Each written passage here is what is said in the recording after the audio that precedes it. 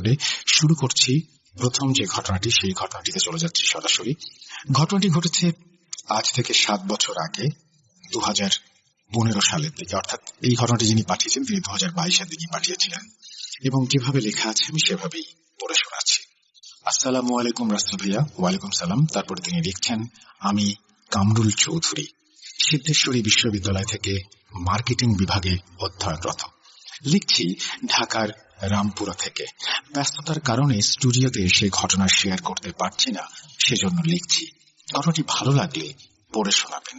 আজ আমি যে ঘটনাটি শেয়ার করব সেটি আমার এক বড় ভাইয়ের সাথে ঘটা একটি সত্য ঘটনা। আমার বড় ভাইয়ের নাম সাব্বির। আমার বাসার পাশেই তিনি থাকেন, সেই সূত্রেই তার সাথে পরিচয়। তিনি একটি বেসরকারি প্রতিষ্ঠানে চাকরি করেন। যেহেতু আমি জিন ভূত সংক্রান্ত বিষয় নিয়ে বেশ কৌতূহলী, সেজন্য প্রায়ই জিন সংক্রান্ত ঘটনাগুলো কালেক্ট করতে ভালোবাসি। একদিন বিকেলে আমার সেই বড় ভাই সাব্বিরের সাথে চা খেতে খেতে জিন রিলেটেড কিছু বিষয় নিয়ে কথা বলছিলাম। তখন সাব্বির ভাই আমাকে বলল তার সাথে একটা ভয়ঙ্কর ঘটনা ঘটেছে। তখন আমি সাব্বির ভাইয়ের কাছ থেকে ঘটনাটি জানতে চাইলাম। সাব্বির ভাই বলতে শুরু করলেন,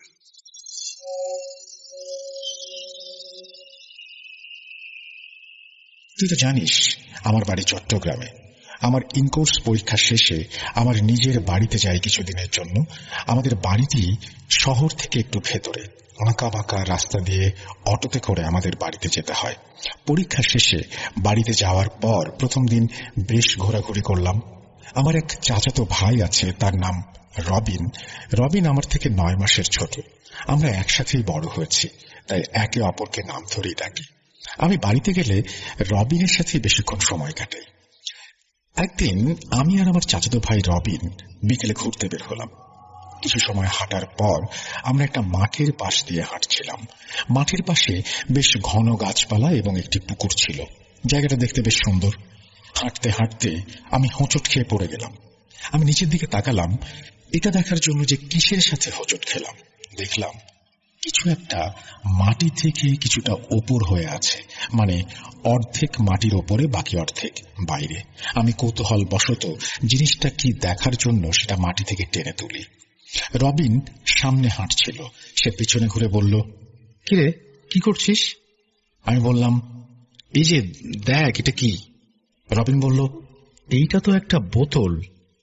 এইটা তুই কোথায় পাইলি? আমি বললাম, এই যে মাটি থেকে টেনে তুললাম। বোতলটি কাঁচের ছিল, দেখতেও বেশ সুন্দর ছিল, মাঝারি সাইজের। তো বোতলটির গায়ে মাটি লেগেছিল আর কিছুটা বাজে গন্ধ আসছিল। হঠাৎ রবিন আমার হাত থেকে বোতলটা নিয়ে ছুঁড়ে মারে, আর বোতলটি একটি গাছের সাথে লেগে ভেঙে যায়। আমি আর রবিন দুজনেই খেয়াল করলাম বোতলটা থেকে হালকা সাদা রঙের ধোঁয়া বের হচ্ছে। আমি রবিনকে বললাম, দেখ, বোতল থেকে ধোঁয়া বের হচ্ছে। রবিন বলল, বাদ দে, অনেকদিন মাটি নিচে চাপা ছিল, সেই জন্য হয়তো। আমিও ভাবলাম রবিন হয়তো ঠিকই বলছে। তারপর সন্ধ্যা আসছে, আমরা দেখলাম, এবং মাগরিবের আজান দিচ্ছে পাশেই মসজিদ। আমরা মসজিদ থেকে নামাজ পড়ে বাসায় চলে এলাম। আমার আর রবিনের বাসা প্রায় পাশাপাশি, 2 থেকে 3 মিনিট সময় লাগে একজনের বাসা থেকে আরেকজনের বাসায় যেতে।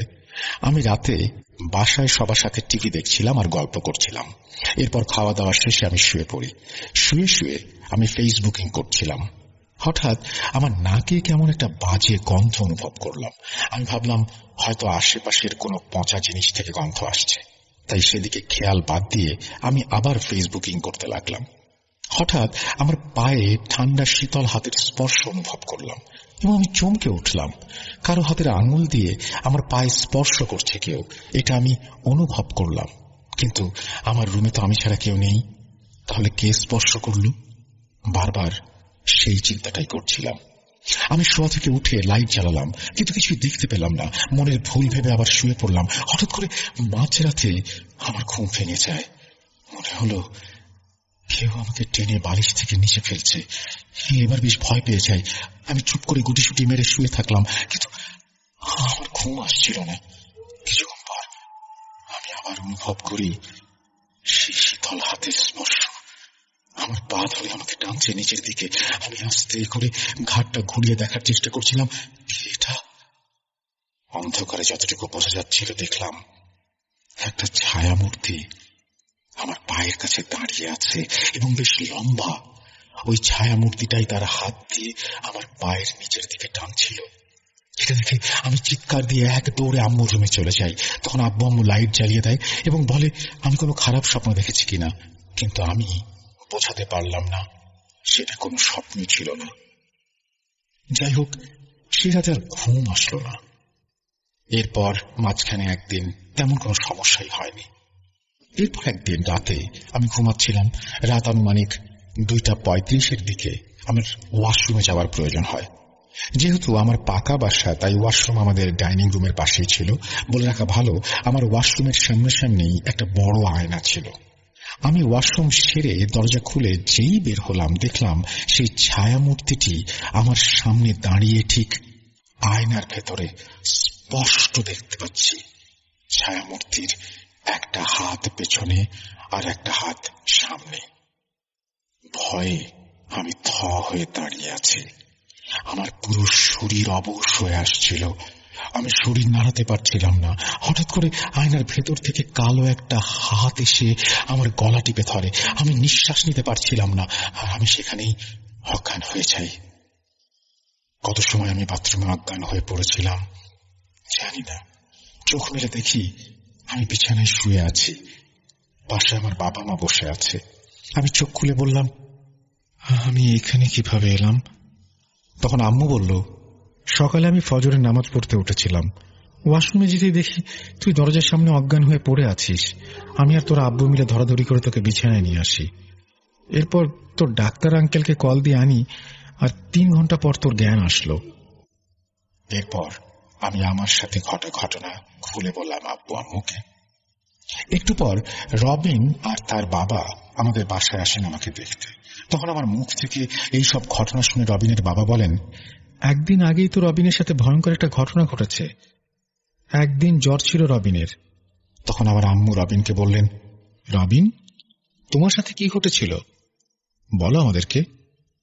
রবিন বলল, আমি রাত 10টার দিকে বন্ধুদের সাথে আড্ডা দিয়ে বাসায় ফিরছিলাম। হঠাৎ রাস্তার ধারে দেখলাম বয়স্ক একজন মানুষ বসে আছেন। আমি ওনাকে সালাম দিলাম আর বললাম, চাচা, এত রাত্রে এখানে বসে বসে কি করছেন? বয়স্ক লোকটি বলল, বাবা, আমি বিকেলে বাজারে গিয়েছিলাম, আস্তে আস্তে এসা পার হয়ে গেছে। আমি হাঁটতে হাঁটতে ক্লান্ত হয়ে গেছি, আর রাস্তাটাও ভুলে গেছি। কাউকে রাস্তায় দেখছিলাম না, তাই বসে আছি বাবা। আমি লোকটিকে বললাম, চাচা, আপনি কোন দিকে যাবেন? লোকটি ইশারায় বলল, বাম দিকের যে রাস্তাটা আছে সেই দিকে যাব। এবং বয়স্ক লোকটি বলল, বাবা, আমাকে একটু আগিয়ে দিয়ে আসবা। আমিও ভাবলাম ঠিক আছে, লোকটি এত করে যখন বলছে একটু এগিয়ে দিয়ে আসি। যেই ভাবা সেই কাজ। আমি লোকটির একটা হাত ধরলাম, আর লোকটি তার লাঠিটি অন্য হাতে ধরল। কিছুক্ষণ যাওয়ার পর অনুভব করলাম আমি যে লোকটির হাত ধরে আছি, ওনার হাত অসম্ভব রকমের ঠান্ডা।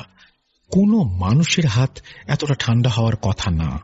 তবুও মনে মনে ভাবলাম, বয়স্ক মানুষ, সেজন্যই হয়তো। চাঁদনি রাত ছিল, চাঁদের আলোয় আশেপাশে সবকিছু স্পষ্ট বোঝা যাচ্ছিল, তাই লাইট জ্বালানোর প্রয়োজন মনে করলাম না। হাঁটতে হাঁটতে লোকটাকে আমি কিছু কথা জিজ্ঞেস করি, কিন্তু লোকটা আমার কোনো কথারই উত্তর দিচ্ছিল না। উনি নিজের মতো করে হাঁটছে। কিছু দূর যাওয়ার পর আমি বললাম, চাচা, আর কত দূর? লোকটা বলল, এই তো বাবা, আর একটু সামনে। হঠাৎ আমি লক্ষ্য করলাম লোকটার শরীর আগের থেকে কিছুটা বড় হয়ে গেছে। আমি মনে মনে বললাম, আরে, কিছুক্ষণ আগে তো লোকটা নুয়ে নুয়ে হাঁটছিল, এখন দিব্যি সোজা হয়ে হাঁটছে কিভাবে? আমি আরো একটা জিনিস ভালোভাবে খেয়াল করছিলাম, লোকটার কোনো ছায়া মাটিতে দেখা যাচ্ছিল না। এটা দেখে আমি কিছুটা ভয় পেয়ে যাই, কিন্তু তখনও বুঝতে পারিনি এটা প্যারানর্মাল কিছু। যাই হোক, আরো কিছুটা পথ যাওয়ার পর লোকটা একটা সাঁকো দেখিয়ে বলল, বাবা, ওই সাঁকোটার ওই পারে আমার বাড়ি। আমি বললাম, ঠিক আছে, চলেন চাচা, আপনাকে বাড়ি পর্যন্ত দিয়ে আসি। লোকটি বলল, আচ্ছা বাবা, চলো। লোকটাকে নিয়ে আমি সাঁকোতে উঠলাম। একটু যাওয়ার পর আমি পেছন ঘুরে তাকালাম বয়স্ক লোকটি ঠিকভাবে আসছে কিনা সেটা দেখার জন্য, কারণ সাঁকোতে দুজন সমানভাবে অর্থাৎ পাশাপাশি যাওয়া যায় না। একজন সামনে থাকলে অপরজনকে পেছনে থাকতে হয়। তাই আমি সামনে ছিলাম আর লোকটি পেছনে। হঠাৎ পেছন ফিরতেই দেখলাম সাঁকোর উপর বিশাল লম্বা একজন আমার পেছনে সাঁকো পার হচ্ছে। এটা দেখে আমি প্রচন্ড ভয় পেয়ে গেলাম, কারণ এই বিশাল লোকটি ছিল সেই বয়স্ক লোকটি যার সাথে আমি এতটা পথ আসলাম। আমি নিজের চোখে বিশ্বাস করতে পারছিলাম না যে নিমিষের মধ্যে এতটা লম্বা একটা মানুষ হয় কিভাবে। বয়স্ক লোকটি আমাকে বলল, কি বাবা, কি আমাকে সাঁকোটা পার করে দিবা না? এই কথা বলে জোরে জোরে হাসতে লাগলো, আর তার আকৃতিও বড় হতে লাগলো। আমি হাতে থাকা টর্চটি তার দিকে মারলাম, কিন্তু টর্চটি কোনোভাবেই জ্বলছিল না। প্রচন্ড ভয়ে আমি আমার সাহস আর ধরে রাখতে পারলাম না। আমি সাঁকো থেকে পিছলে নিচের ডোবায় পড়ে গেলাম। ডোবায় পড়া মাত্রই হঠাৎ পানির নিচ থেকে কেউ আমার দুবার টেনে ধরলো আর আমাকে পানির নিচের দিকে টানতে লাগলো। সাঁকোর নিচেই একটা খুঁটি ছিল পাশের। আমি শক্ত করে খুঁটিটা ধরেছিলাম 2 হাত দিয়ে, কোনোভাবেই ধরে রাখতে পারছিলাম না। বারবার আমার হাত পিছলে যাচ্ছিল। আমি মনে মনে আল্লাহর নাম নিতে থাকি আর মনে মনে যে সূরা মনে আসে সেই সূরাই পড়তে থাকি। হঠাৎ আমি অনুভব করলাম আমার পাটা ছেড়ে দিয়েছে পানির নিচ থেকে। আমি কোনো মতে সাঁতরে পানিতে উঠলাম। তারপর প্রচন্ড ভয় ও ভেজা কাপড় নিয়ে দৌড়াতে দৌড়াতে বাসায় এসে অজ্ঞান হয়ে যাই। জ্ঞান আসার পর অনুভব করলাম শরীরে প্রচন্ড ব্যথা, গায়ে জ্বর। হাব্বু বলল, কাল রাত 11:50 দিকে তুই বাসার সামনে এসে তোর মাকে জোরে জোরে ডাকছিলি। তোর আওয়াজ শুনে আমি আর তোর আম্মু দরজা খুলতেই তুই অচেতন হয়ে পড়ে যাস। কাল রাতে কি হয়েছিল তোর সাথে? তারপর আমি আব্বুকে সব ঘটনা খুলে বললাম। আর আজ সকালে খবর পেলাম সাব্বিরও নাকি রাতে বেহুশ হয়ে গেছে, তাই হন্তদন্ত হয়ে ছুটে আসলাম। এরপর আমার আব্বু আমাদেরকে এলাকার মসজিদের ইমাম সাহেবের কাছে নিয়ে আসেন। ইমাম সাহেব সমস্ত ঘটনা শোনার পর বলেন, আপনাদের সন্তানের ওপর খারাপ কিছু খুবই শক্তিশালী এক জিনের বদনজর পড়েছে। ওরা যে কাঁচের বোতলটি ভেঙেছিল, হতে পারে তার মধ্যে জিনটি বন্দী ছিল, আর এই কারণেই তাদের সাথে এসব ঘটনা ঘটছে। আপনারা চিন্তা করবেন না, আমি রুকাইয়া করে আপনাদের বাসাটা বন্ধ করে দিচ্ছি। ইনশাআল্লাহ কোনো ধরনের সমস্যা হবে না। এরপর ইমাম সাহেব তার রিচুয়ালের মাধ্যমে আমাদের ও রবিনের বাসা বন্ধ করে দেয়, যাতে জিনটি আমাদের বাসায় প্রবেশ করতে না পারে। এরপর আমাকে আর রবিনকে কিছু আমল দেন, 5 ওয়াক্ত নামাজ নিয়মিত পড়তে বলেন। এরপর থেকে এখন পর্যন্ত ইনশাআল্লাহ আমাদের আর কোনো সমস্যা হয়নি। এটাই ছিল সাব্বির ভাইয়ের সাথে ঘটা একটি সত্য ঘটনা। ঘটনাটি কেমন ছিল অবশ্যই জানাবেন। রাসেল ভাইয়া, আপনার এবং ভূত.com এর লিসনারদের জন্য রইল অনেক অনেক শুভকামনা ও ভালোবাসা। ভূত.com দীর্ঘজীবী হোক। আল্লাহ হাফেজ। এই বলে তিনি তার ঘটনা শেষ করেছেন। আশা করছি এই ঘটনাটা আপনাদেরও ভালো লেগেছে। যদি ভালো লাগে অবশ্যই আমাদের জানাবেন, যদি ভালো না লাগে সেটা আমাদের জানাবেন। আমার কাছে খুব ইন্টারেস্টিং লেগেছে প্রত্যেকটা মুহূর্ত। সুতরাং সত্যি আপনি এই ঘটনার হাত ধরে ভয়ের রাজ্যে হারিয়ে যেতে পারেন। ক্ষতি কি? আমরা চলে যাব আমাদের পরবর্তী ঘটনায়। যেভাবে লেখা আছে আমি চেষ্টা করছি সেভাবেই আপনাদের পড়ে শোনাতে। আসসালামু আলাইকুম প্রিয় রাসেল ভাই, কেমন আছেন? অবশ্য আল্লাহর রহমতে আপনি সবসময় ভালো থাকেন। আমি আয়ান, আমি ঢাকা জেলার দোহার থানার একটি গ্রামে থাকি। আমি বর্তমানে সৌদি আরবে আছি, তাই আমার পক্ষে সে ঘটনা বলা সম্ভব নয়। আজ যে ঘটনাটি আমি শেয়ার করব, ভালো লাগলে অবশ্যই আপনি ভূত.com এর সাথীদের সাথে শেয়ার করবেন। আর হ্যাঁ, আগেই বলে রাখি, লেখায় ভুল হলে ক্ষমা করবেন। আমি আজ যে ঘটনাটি বলতে যাচ্ছি তা আমার এক বান্ধবীর সাথে চলমান ঘটনা। তার নাম প্রকাশ না করার অনুরোধ রয়েছে। আমার বান্ধবী যেভাবে বলেছে ঠিক সেভাবে শুরু করছি।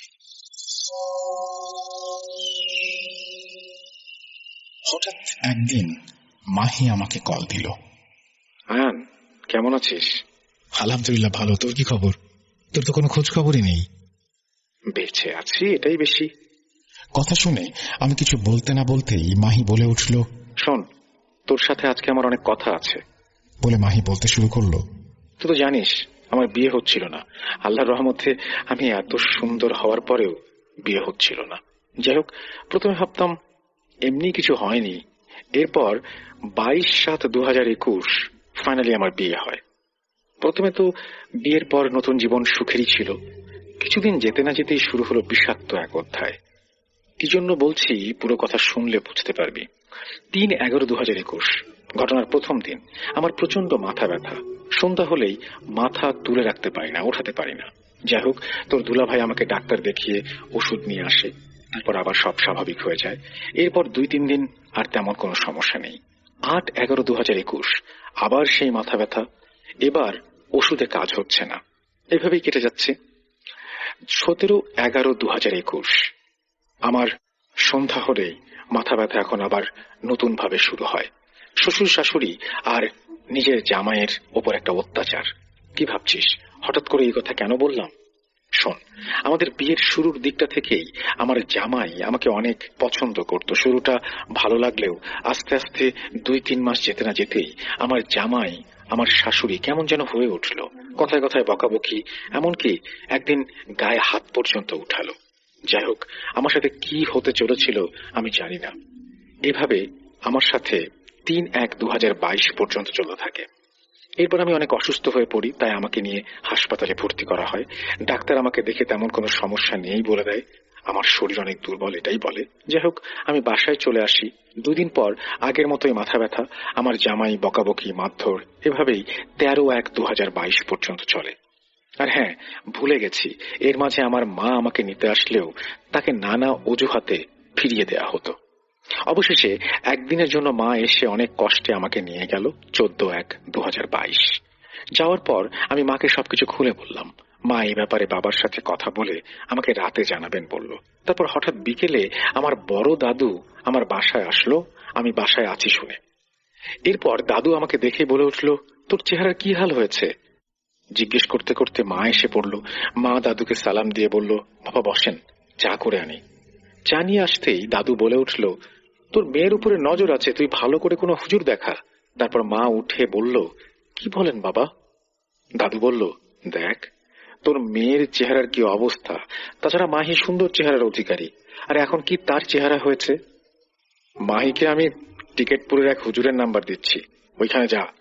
এই বলে নাম্বারটা দিয়ে দাদু চলে গেল। এর পর দিন আমার জামাই আমাকে নিতে আসছিল, কিন্তু আমার মায়ের কারণে তা সম্ভব হলো না। এরপর আরো 2 দিন থাকার অনুমতি দিয়ে সে চলে গেল।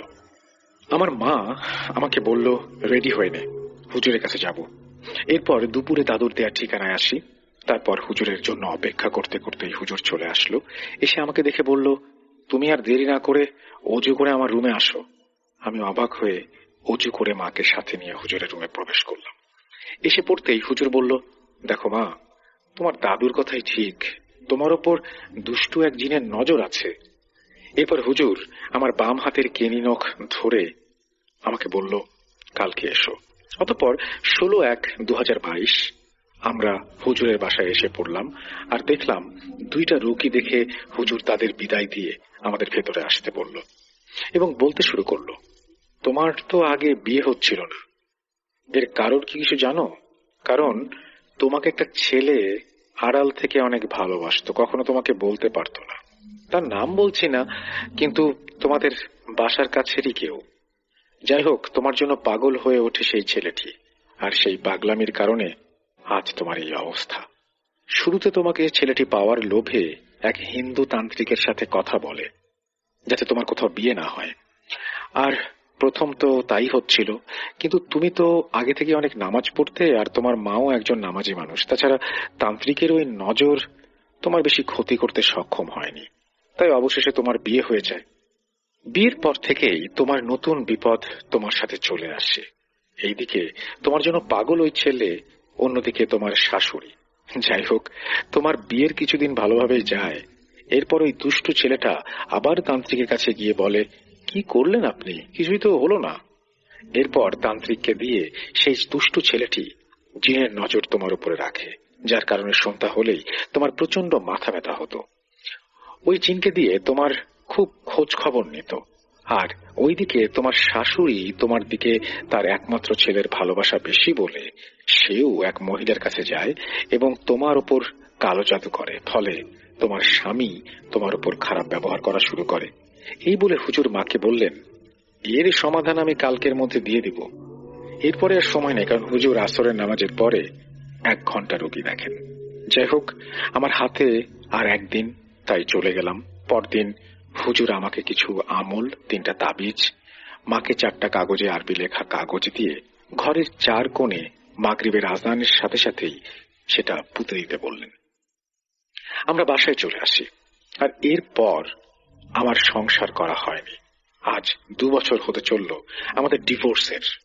যাই হোক, এর মধ্যে কিছুদিন যেতে না যেতেই আমরা নতুন বাসায় উঠি।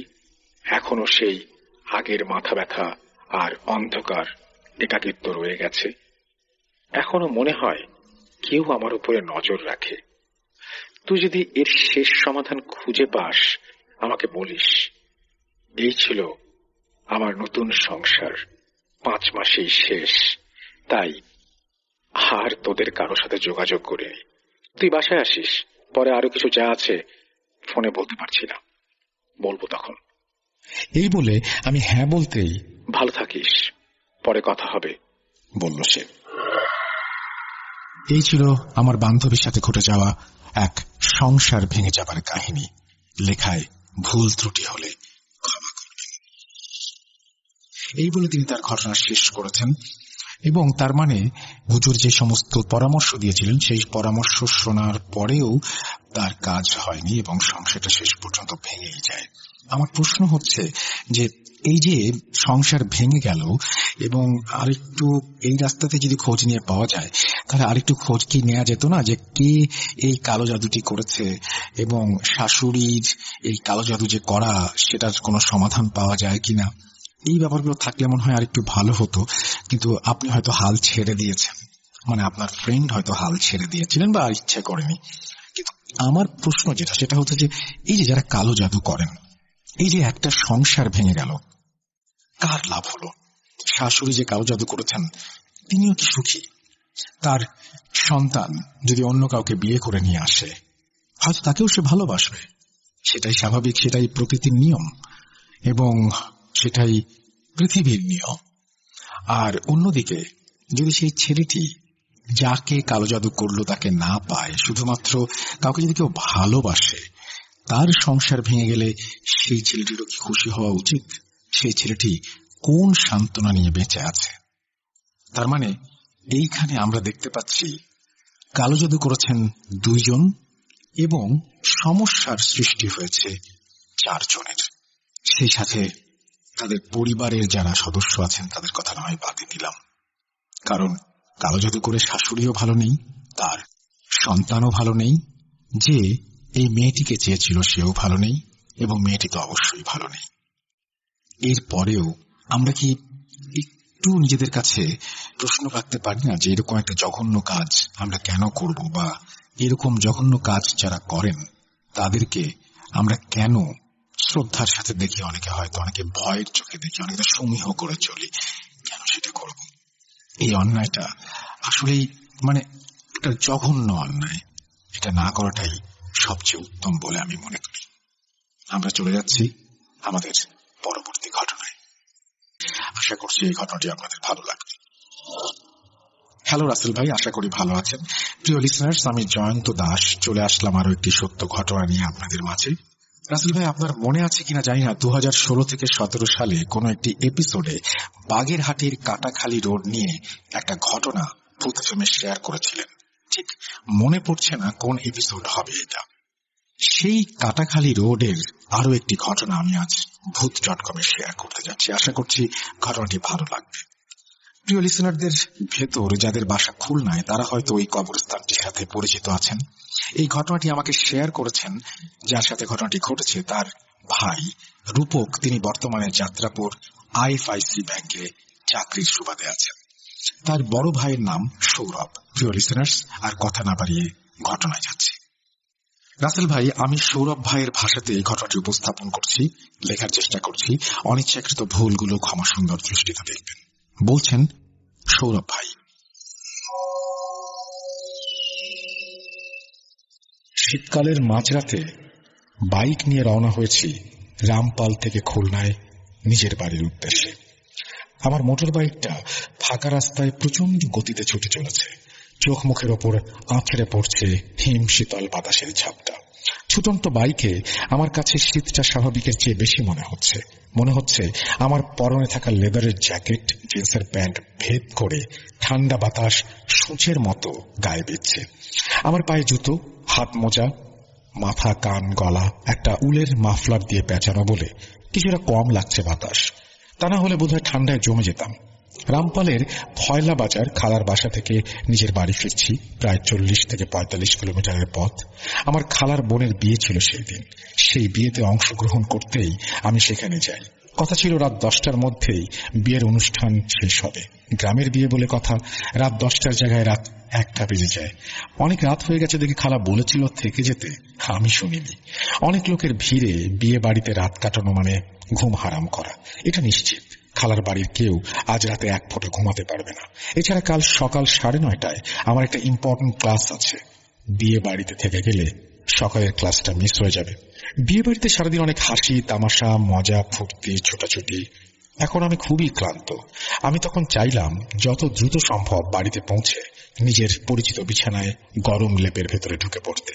শীত যতটা সেই হিসেবে কুয়াশা নেই বললেই চলে। অনেক দূর পর্যন্ত বাইকের হেডলাইটে স্পষ্ট দেখা যাচ্ছে। হঠাৎ আমি বেশ চমকে উঠি। চুলকাটি চন্দ্রমহল পার হতেই রাস্তার মাঝ বরাবর কুচকুচে কালো রঙের মোটাসোটা একটা বেড়াল চুপচাপ বসে আছে। বিড়ালটা স্থির চোখে সোজা বাইকের হেডলাইটের দিকে তাকিয়ে আছে। হেডলাইটের আলোয় বিড়ালটার চোখগুলো জলজল করছিল। আমি বাইকের গতি কমিয়ে ফেলেছি অনেকটা। বিড়ালটা একেবারে কাছাকাছি পৌঁছে যেতেই অলস ভঙ্গিতে রাস্তার পাশে নেমে গেল। আমার মনে একটা ভাবনা ঢেউ খেলে গেল। আমার বড় খালা বলতেন, নিশিরাতে পথের মধ্যে কালো বেড়াল দেখা খুবই খারাপ। বড় খালার কথা মনে করে আমি নিজেই মনে মনে একটু হাসলাম। আগের দিনের মানুষের কত রকমই না কুসংস্কার ছিল। ফাঁকা রাস্তায় ভোঁ ভোঁ শব্দ তুলে আমার বাইকটা একটানা ছুটেই চলেছে। আমি তখন চুলকাঠি বাজার ছাড়িয়ে কাটাখালি বাজারের আগে মহিষের খামারের ওইখানে পৌঁছে গেছি। আমার রাস্তার পাশে অনেক দিনের পুরনো একটা কবরস্থান আছে। বর্তমানে কবরস্থানটা বোধহয় পরিত্যক্ত।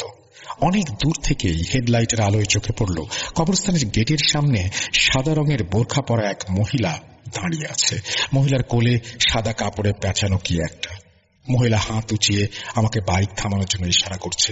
আমি মহিলার সামনে গিয়ে বাইক দাঁড় করিয়েছি। ঠিক তখনই আমার নাকে আতর কর্পূরের মিশ্র তীব্র গন্ধ এসে পৌঁছায়।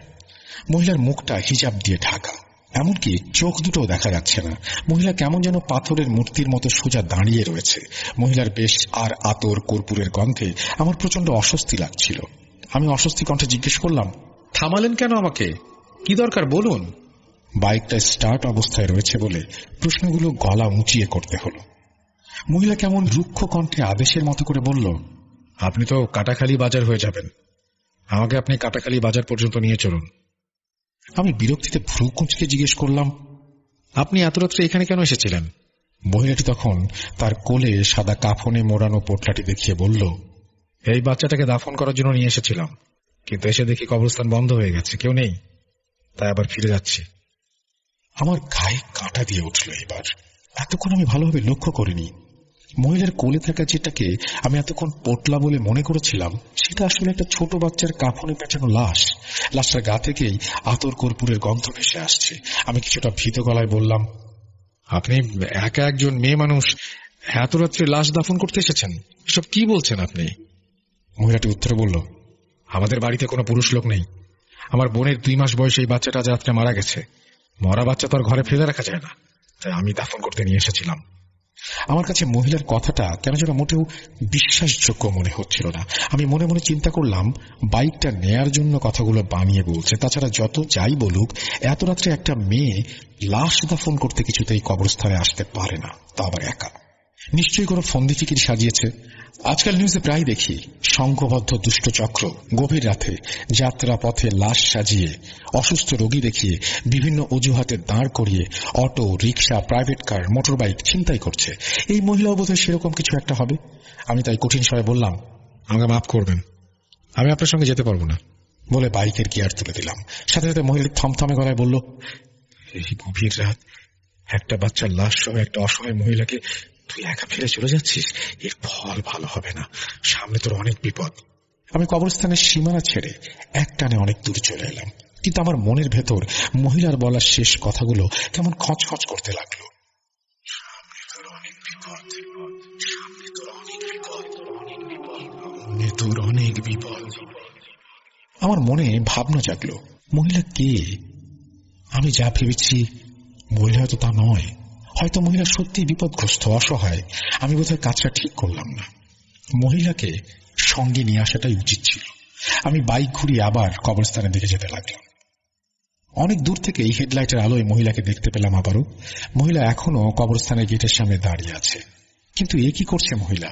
সে বাচ্চার গা থেকে কাফনের কাপড়টা খুলে ফেলেছে। সত্যি ছোট্ট একটা বাচ্চার লাশ, তবে বাচ্চাটা আজ রাতে মারা যায়নি, মারা গেছে অন্তত 2-3 দিন আগে, কারণ লাশটা কেমন ফোলা ফোলা ফ্যাকাশে।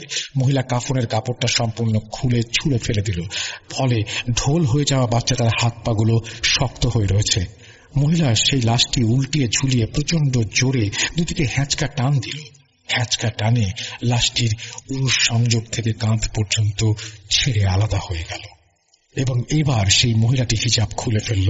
তখন আমি ভয়ে থমকে দেখছি কি করছে মহিলা। মহিলার ভয়ঙ্কর বিভৎস একটা মুখ, চোখের জায়গায় চোখবিহীন দুটো গাঢ় অন্ধকার কোটর, নাকের জায়গায় পাশাপাশি দুটো ফুটা, এবং সেই বিভৎস মহিলার সেই রূপ দেখে আমি ঘেমে নিয়ে উঠেছি। বাইকের মুখ ঘুরিয়ে আমি কাটাখালী বাজারের দিকে ঝড়ের গতিতে ছুটতে লাগলাম। কবরস্থান এলাকা ছেড়ে অনেক দূর চলে এসেছি আমি। এখনো বাইকটা ঝড়ের গতিতে ছুটে চলেছে। মনে হচ্ছে আমি যেন শূন্যে ভেসে চলেছি। আমি কিছুতে নিজেকে সামলাতে পারছিলাম না। আমি নিজেকে নিজে জিজ্ঞেস করলাম, আমি কি দৃশ্য দেখলাম?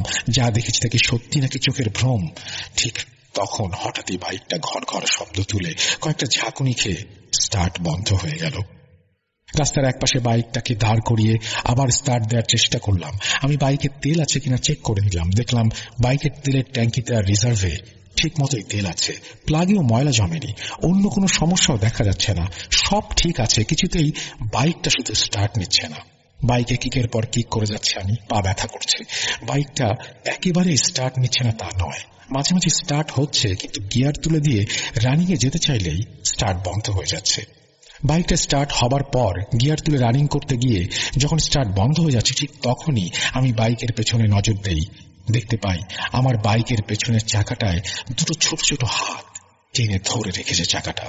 ছোট্ট বাচ্চার কোনই থেকে ছেঁড়া 2 ছিন্ন হাত। আমি বিভৎস চেহারার সেই মহিলাকে লাশটা ছিঁড়ে 2 ভাগ করতে দেখেছি।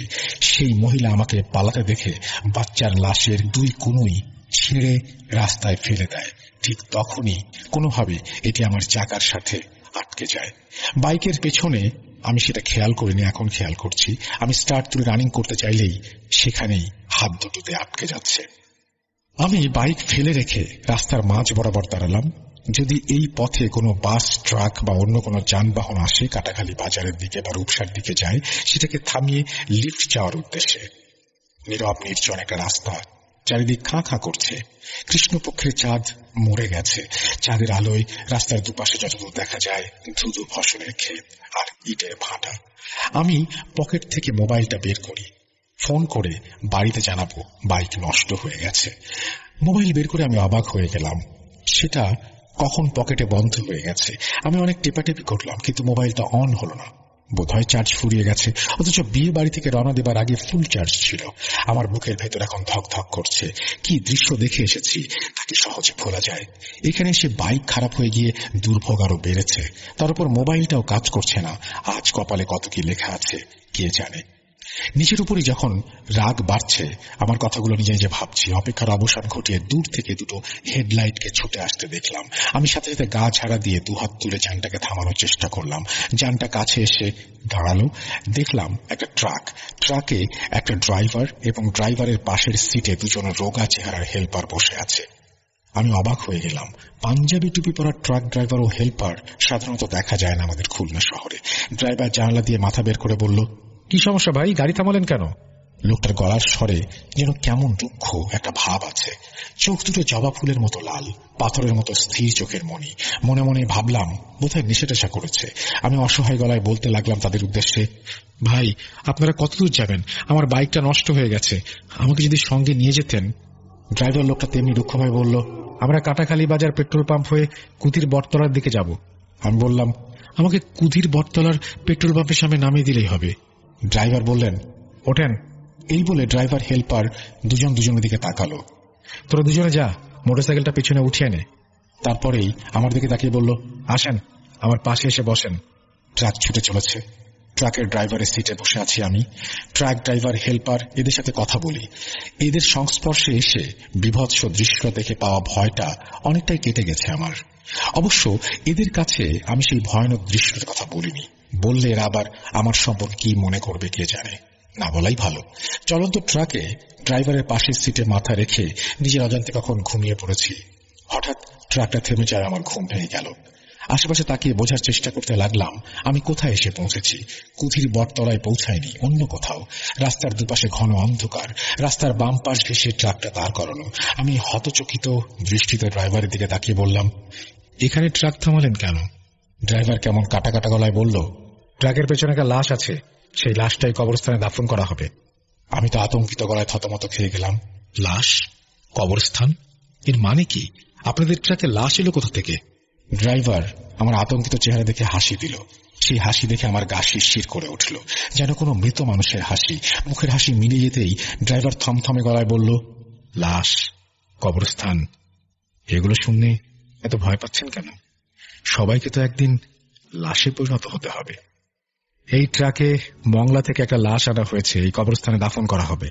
লাশটা দাফন করা হলে আপনাকে কুঠির বটতলায় পৌঁছে দেব। চলেন এখন সবাই মিলে লাশটা দাফন করে আসি। আমি ভয়ে ভয়ে ড্রাইভারকে অনুসরণ করে ট্রাক থেকে নামলাম। ড্রাইভারের সাথে ট্রাকের পেছনে এসে দাঁড়িয়ে আমার চোখ আকাশে উঠে গেল। ট্রাকের পেছনে অন্তত 10-12 জন লোক, একটি লণ্ঠনের আলো দেখা যাচ্ছে। প্রত্যেকের গায়ে সাদা ধবধবে পাঞ্জাবি, পায়জামা, টুপি। সবাই মিলে ধরাধরি করে ট্রাক থেকে লাশের খাটিয়া নামাচ্ছে। বাতাসে আতর আর কর্পূরের তীব্র গন্ধ। আমি ভেবে কুল পাচ্ছি না, আমি কি ক্ষুণ্ণাক্ষরেও টের পেলাম না একটা লাশ বহনকারী ট্রাক এটি। আমার ট্রাকের পেছনে এতগুলো লোক আছে। বোধহয় লোকগুলো চুপচাপ স্বভাবের বলেই তাদের অস্তিত্ব টের পায়নি। লাশের খাটিয়া কাঁধে নিয়ে সবাই মিলে গোরস্থানের দিকে এগোতে লাগলো। আমি থ হয়ে ভাবতে লাগলাম, এ কোথাকার গোরস্থান কে জানে। তবে ভয়ঙ্কর দৃশ্য দেখা গোরস্থান এটা নয়, কারণ সেই গোরস্থানের সামনেটা অন্যরকম। বাস্তবিক এটা সেই পরিত্যক্ত গোরস্থান। তারা এখন গোরস্থানটার পেছনের গেটের সামনে রয়েছে বলে রাতের অন্ধকারে আমি ঠিক মতো চিনতে পারছি না। আমাকে দাঁড়িয়ে থাকতে দেখে ড্রাইভার লোকটা পাশে এসে বলল, দাঁড়িয়ে রয়েছেন কেন? চলেন লাশটা দাফন করে আসি। একজন মৃত মানুষকে দাফন করা তো সকলের দায়িত্ব। এই কথা শুনে সবার সাথে আমিও গোরস্থানের ভেতরে ঢুকলাম। নির্দিষ্ট স্থানে যেখানে নতুন কবর খোঁড়া হয়েছে সেখানে গিয়ে কাঁধ থেকে খাটিয়া নামিয়ে 2 জন লোক কবরে নেমে পড়ল। ধরাধরি করে খাটিয়া থেকে লাশ নামানো হলো। লাশ কবরে শুয়ে লাশের মুখের কাপড় সরিয়ে ফেলা হলো, শেষবারের মতো মৃতর মুখটাকে সকলের জন্য দেখার উদ্দেশ্যে। অন্য সবার মতো কৌতূহলবশত আমিও ঝুঁকে লাশটা দেখতে লাগলাম। কম বয়সী একটি যুবক ছেলের মুখ। মুখটা কেমন পরিচিত লাগছে। কোথায় যেন দেখেছি এই মুখটা। আমি কোথায় দেখেছি ভাবতে ভাবতে মনে পড়তেই আমি প্রচন্ড শিউরে উঠি। শির দ্বারা বেয়ে নেমে গেল ভয়ের স্রোত। বুকের ভেতর হৃৎপিণ্ডটা লাফাতে লাগলো। বিস্ফারিত চোখ দুটো যেন কোটর থেকে বেরিয়ে আসতে চাচ্ছে। গলা শুকিয়ে কাঠ হয়ে গেছে। লাশের ওই মুখটা আর কারো নয়, তো আমার নিজেরই লাশ এটি। লাশের মুখ থেকে চোখ তুলে আমি ভীত সন্ত্রস্ত চোখে আবার সবার দিকে তাকালাম। আমি অবাক হয়ে গেলাম। সবাই কেমন অস্বাভাবিক বড় বড় চোখে স্থির দৃষ্টিতে আমার দিকে তাকিয়ে আছে। সবার চেহারায় কেমন নিষ্ঠুর অভিব্যক্তি। আমি চোখ ঘুরিয়ে ভীত চোখে আবার কবরের ভেতর লাশের দিকে তাকালাম। ঠিক তখনই আমি এতটা ভয় পেয়েছিলাম বলে বোঝাতে পারবো না। আমার চোখের সামনে ধীরে ধীরে বাতাসে মিলিয়ে গেল লাশটা। আমার বুকের ভেতর হৃৎপিণ্ডটা ধক ধক করছে প্রচন্ড ভাবে। আমি আবার মুখ তুলে লোকগুলোর দিকে তাকালাম। লোকগুলো এক দৃষ্টিতে আমার দিকেই তাকিয়ে আছে। লোকগুলোর চোখ থেকে কেমন যেন অন্ধকারে ঝরে পড়ছে। ট্রাক ড্রাইভার, হেল্পার, তাদের চোখ, সবার চোখই একই রকম। আমার ভীত বিহ্বল চেহারা দেখে লোকগুলো হঠাৎ একসঙ্গে অট্ট হাসিতে ফেটে পড়ল। পালাতে হবে। ঝেড়ে দৌড় লাগালাম। পেছনে সকলের মিলিত হাসি।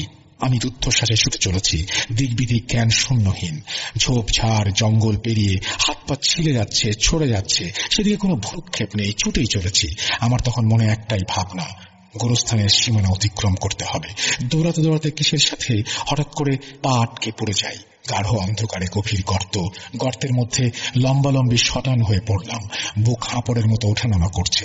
গর্তটা থেকে ওঠার জন্য জোর আর গায়ে অবশিষ্ট নেই। ততক্ষণে সাদা পোশাকধারী ভয়ঙ্কর চেহারার সেই লোকগুলো চারিদিক থেকে আমাকে ঘিরে ধরেছে। লোকগুলোর হাতের লণ্ঠনের আলোয় বোঝা গেল এতক্ষণ যেটাকে আমি গর্ত মনে করেছি সেটা আসলে নতুন খোঁড়া সেই কবরটা। বিশাল গোরস্থানের সীমানার মধ্যে দিকবিদিক জ্ঞান শূন্য হয়ে ছুটতে ছুটতে ঘুরে ফিরে আমি সেই খোঁড়া কবরটার ভেতরেই ছিটকে পড়েছি। আমি কবরের ভেতর থেকে বাঁচাও বাঁচাও বলে গলা ফাটিয়ে চিৎকার করছি। খোঁত খোঁত জাতীয় এক ধরনের শব্দ ছাড়া আর কিছুই বেরোচ্ছে না। আর লোকগুলো গম গম করে আকাশ পাতাল কাঁপিয়ে হাসছে। আমি এটা দেখে ঠিক থাকতে পারিনি, জ্ঞান হারিয়ে ফেলি। পরে যখন ঘুম ভাঙে সবাই বলে আমি নাকি কবরস্থানের সামনে পড়েছিলাম। কিছু লোক সকালে আমাকে কবরস্থানের সামনে পড়ে থাকতে দেখে মোবাইল থেকে 2-3 নম্বরে কল দিয়ে, খালামণির নাম্বার ছিল সেখানে কল দিয়ে আমাকে বাসায় পাঠানো হয়। এইটুকু বলে রূপক তার বড় ভাই সৌরভের ঘটনাটি শেষ করে। রাসেল ভাই এখন থেকে নিয়মিত সত্য ঘটনাগুলো কালেক্ট করে ভূত.com শেয়ার করব, ঘটনাটি লিসেনারদের সাথে শেয়ার করবে। খুবই অস্বাভাবিক একটি ঘটনা, এবং আমি জানি যে অনেকেরই এই ঘটনা বিশ্বাস করতে কষ্ট হবে। আমিও জানি না সত্য মিথ্যা, কিন্তু ঘটনাটি যিনি লিখেছেন তিনি বলছেন তিনি সত্য ঘটনা সংগ্রহ করেই লিখছেন। বিচারের ভার আপনাদের ওপরে। আর কিন্তু যেই আবহ তিনি তৈরি করেছেন, আমার কাছে মনে হয়েছে যে দুটো ঘটনা একদিনে ঘটেছে, খুবই অস্বাভাবিক এইটাই। তাছাড়া এই দুটো ঘটনা, এরকম ধরনের ঘটনা আমরা এর আগেও পেয়েছি। এগুলো ঘটে, কিন্তু একই সাথে দুটো ঘটনা কেন ঘটলো এবং পরবর্তীতে কোনো হুজুরের কাছে যাওয়া বা তার কাছ থেকে পরামর্শ নিলে হয়তো ব্যাপারটা আমাদের জন্য বুঝতে বা আরো ভাবতে সুবিধা হতো। যাই হোক, আমরা চলে যাব আমাদের পরবর্তী ঘটনায়।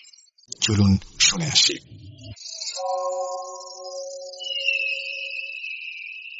আসসালামু আলাইকুম।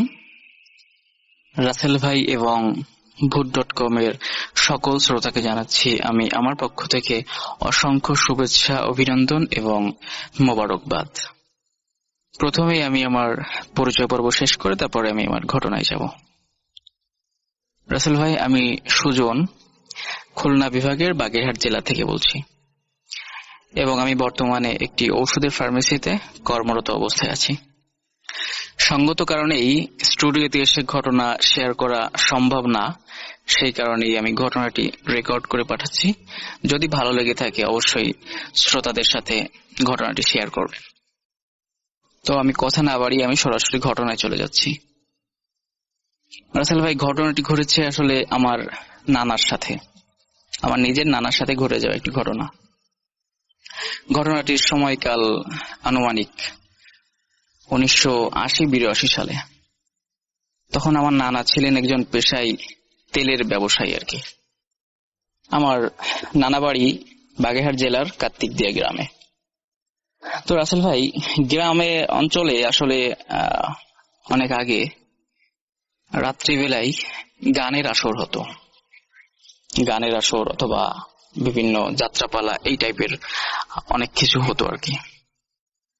তো আমার নানা আসলে এইগুলো আর কি শুনতো, খুব রাত বেরাত গান শুনতে যেত এদিক সেদিক। তার বন্ধু বান্ধব সাথে থাকতো, বন্ধু বান্ধব মিলে এরকম আর কি গান টান শুনতো, যেত আর কি, রাত বেরাত চলাফেরা করতো প্রায় আর কি। তো এমনই একদিন রাতে তারা খবর পায় যে পাশের একটা গ্রামে নাকি গানের আসর হবে। তো এই ঘটনা যখন শুনতে পারে আমার নানা এবং তার বন্ধু বান্ধব মিলে সিদ্ধান্ত নেয় যে আমরা তাহলে ওই গান শুনতে যাব। তো যেই ভাবনা সেই কাজ, তারা পরদিন সন্ধ্যায় রওনা দেয় গানের আসরে গান শুনতে। তো তারা গান শোনে, গান শুনতে শুনতে আসলে গান শোনা শেষ হতে হতে গানের আসর তখন প্রায় রাত 2টো থেকে 2:30 বেজে যায় আর কি। তখন তারা গানের আসর শেষ করে তারা বাসার দিকে রওনা দেয় আর কি, 3 জন বন্ধু আর কি, আমার নানা সহ মোট 3 জন। তখন তারা বাসার দিকে রওনা দেয়। একটা কথা বলে রাখা ভালো, ওই যে গ্রামে গানের আসর শুনতে গেছিল ওই গ্রাম থেকে আমার নানার গ্রামে আসতে তেমন একটা ভৌতিক প্লেস না পড়লেও একটি প্লেস পড়ে যেটা অনেক ভয়ঙ্কর একটি জায়গা। সেটা হচ্ছে একটা বট গাছ। বট গাছটা অনেক বড় এবং অনেক পুরাতন একটি বট গাছ, এবং বট গাছটা একটু বাগান টাইপের। বট গাছটা যেখানে অবস্থিত তার আশপাশ নিয়ে অনেকখানি জায়গা নিয়ে একটু বাগান, একটু জঙ্গল এরকম সিস্টেম, এবং ওই বট গাছের আশপাশ নিয়ে কবরস্থান। এমন একটা সিস্টেম যে দিনও যেতেই অনেকের ভয় পায় জায়গাটাতে। তো রাসেল ভাই, তারা বাসার দিকে আসতে আসতে ওই বট গাছটার কাছে চলে আসে। বট গাছটা যখন তারা ক্রস করে যখন তারা সামনে আগায়, তখন হঠাৎ করে সামনের দিকে তারা দেখতে পায় যে একটা মহিলা লাল শাড়ি পরা একটা মহিলা, মাথায় ঘোমটা দেওয়া, তাদের সামনে হাঁটতেছে। এর আগে পরে খেয়াল করিনি, ওই বটগাছটা ক্রস করার পরপরই তারা সামনে দেখতে পাচ্ছে যে এরকমটা একটা মহিলা হাঁটতেছে। তাদের কাছে টর্চ ছিল, ব্যাটারি চালিত, অনেক আগে যখন ব্যাটারি চালিত টর্চ লাইট ছিল আর কি, 3টে ব্যাটারি চালিত টর্চ লাইট। এবং ওই টর্চ লাইট একটা এখনো আমার বাড়িতে আছে, আমার নানার ব্যবহার করা টর্চ লাইট। তো যাই হোক, তখন তারা 3জনের কাছে লাইট ছিল এবং লাইটের আলোতে তারা স্পষ্ট দেখতে পাচ্ছিল যে লাল রঙের একটা শাড়ি পরা একটা মহিলা, ঘোমটা দেওয়া, ফেসটা বোঝা যাচ্ছে না, ঘোমটা দেওয়া, রাস্তার এক পাশ দিয়ে লাজুক প্রকৃতি ভাবে হাঁটতেছে আসলে আস্তে আস্তে করে। তখন আমার নানা তারা মনে ভাবে যে এটা এত রাত্রে কার বউ বাসা থেকে বেরোলো, কোথায় যাচ্ছে, এটা মনে করে যে এত রাত্রে কি কারোর বউ বাসা থেকে রাগ করে চলে যাচ্ছে, না কোনো কিছু বা কিছু চুরি করে নিয়ে কেউ পালাচ্ছে, এরকমটা মনে করে আর কি। তো তারা বলে যে তারা কাছে আসার চেষ্টা করে, হ্যাঁ, মহিলাটার একটু কিছুদের কাছে আসে, কাছে এসে জিজ্ঞেস করে যে কে তুমি। আসলে কাছে কিন্তু একদমই কাছে আসতে পারছিল না, 10 হাত পিছনে ছিল আর কি। তখন তারা জিজ্ঞেস করছে, এই কে তুমি, বাসা কোথায়, কার বউ তুমি, কোত্থেকে বেরোইছো, কোথায় যাচ্ছ, এরকমটা জিজ্ঞেস করে। আসলে কোনো কথা বলে না, সেই মহিলা হাঁটতেছে। তো আমার নানারা বারবার করে জিজ্ঞেস করতেছে এরকম যে কে তুমি, কোথা থেকে আসছো, কোথায় যাচ্ছ, মহিলাটা কোনো কথাই বলে না। কিন্তু একটা পর্যায়ে নানারা চেষ্টা করে যে সেই মহিলাটাকে ধরার জন্য আর কি। কিন্তু রাসেল ভাই, একটা অবাক করা বিষয় যে নানারা যত জোরে হাঁটতেছে মহিলাটাকে ধরার জন্য, মহিলাটা কেন জানি আরো জোরে জোরে মানে চলে যাচ্ছে, মানে কিছুতেই তারা ধরতে পারতেছে না। একটা পর্যায়ে তারা লক্ষ্য করলো রাস্তার পাশে, একদমই রাস্তার পাশে ছিল পগার, চিকন করে একটু আড়ে ছিল পগার আর কি, রাস্তার পাশে একদম। এবং সেই পগারের অপোজিট সাইডে আর কি ছিল আপনার একটি পালং শাকের ক্ষেত। তো রাসেল ভাই হঠাৎ করে এমনি লক্ষ্য করে আমার নানারা যে ওই মহিলাটি একটা ছোট্ট করে লাফ দিয়ে এমনি পগারের ওপার চলে যায় আর কি। ওপার গিয়ে ওই পালং শাকের ক্ষেতের ভিতর ঢুকে যায়। আসলে পালং শাকের ক্ষেতটা ছিল বীজ রাখা পালং শাকের ক্ষেত। রাসেল ভাই, আপনি লক্ষ্য করবেন হয়তোবা যে লিসেনার যারা আছে তারাও অনেকটা যারা বুঝবে যে যারা পালং শাকের ক্ষেত দেখছে, বীজ রাখা যে ক্ষেত, সেই বীজ রাখা পালং শাক গুলো অনেক লম্বা হয়, অনেক বড় বড় হয়। হ্যাঁ, একটা সাধারণ মানুষ ওইখানে ওর ভিতরে ঢুকলে মানে তাকে বোঝা যাবে না আর কি, এরকমটা অনেক লম্বা। তো ওই মহিলাটা পগারটা লাফ দিয়ে পেরিয়ে ওই পালং শাকের ক্ষেতের ভিতরে ঢুকে যায়। তখন আমার নানারা একটু অবাক হয় যে হঠাৎ কি ব্যাপার। আর পগারটা এতটা বড় ছিল যে একটা পুরুষ মানুষ দৌড়ে এসে লাফ দিয়ে পার হতে পারবে, কিন্তু একটা মহিলা মানুষের কাছে আসলে শাড়ি পরে ছোট্ট করে একটা লাফ দিয়ে পগারটা পার হওয়া সম্ভব না। তখন তারা ভাবে যে কি হতে পারে এটা। তারপরেও তারা মনে করে যে দেখি আমরা বিষয়টা দেখবো, যেহেতু আমার সংখ্যায় 3জন আছে, কোনো ভয় নেই। তখন তারাও 3জন লাফ দিয়ে পগার পার হয়ে ওপারে যায় আর কি। গিয়ে ওই পালং শাকের ক্ষেতের ভিতরে খুঁজতে শুরু করে ওই মহিলাটাকে। তারা 3জনে এতটা মানে খোঁজাখুঁজি করে এবং এতটা করে রীতিমতো পালং শাক নষ্ট করে ফেলে, শাকের যে বীজ। পাশে লাঠি রাখা ছিল, লাঠি দিয়ে শাকের পরে বাড়ি দিতে শুরু করে। এরকমটা মানে যদি গায়ে লাগে তাহলে অবশ্যই বেরোবে কেউ যদি ওখানে থেকে থাকে। তো আসলে ভাই দেখা যায় কেউ নেই সেখানে। অনেক খোঁজাখুঁজি করে, অনেক লাইটের আলোয় রীতিমতো শাকের ক্ষেত তারা চষে ফেলে, কিন্তু কিছুই তারা পায় না। পরবর্তী তারা মনে করে যে আসলে এটা প্যারানর্মাল কিছু হতে পারে, অস্বাভাবিক কিছু, চলো আমরা বাসায় চলে যাই। কিছু যেতে পারলাম না। তারপর আসলে তারা বাসায় চলে আসে এবং পরদিন এই ব্যাপারে গ্রামের আশপাশের কয়েকজনকে শেয়ার করে যে এরকম রাত্রে আমরা দেখছি। এবং ক্ষেতটা তারা নষ্ট করে ফেলে।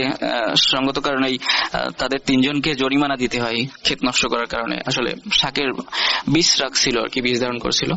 যাই হোক, ওই ঘটনা ওই দিন শেষ।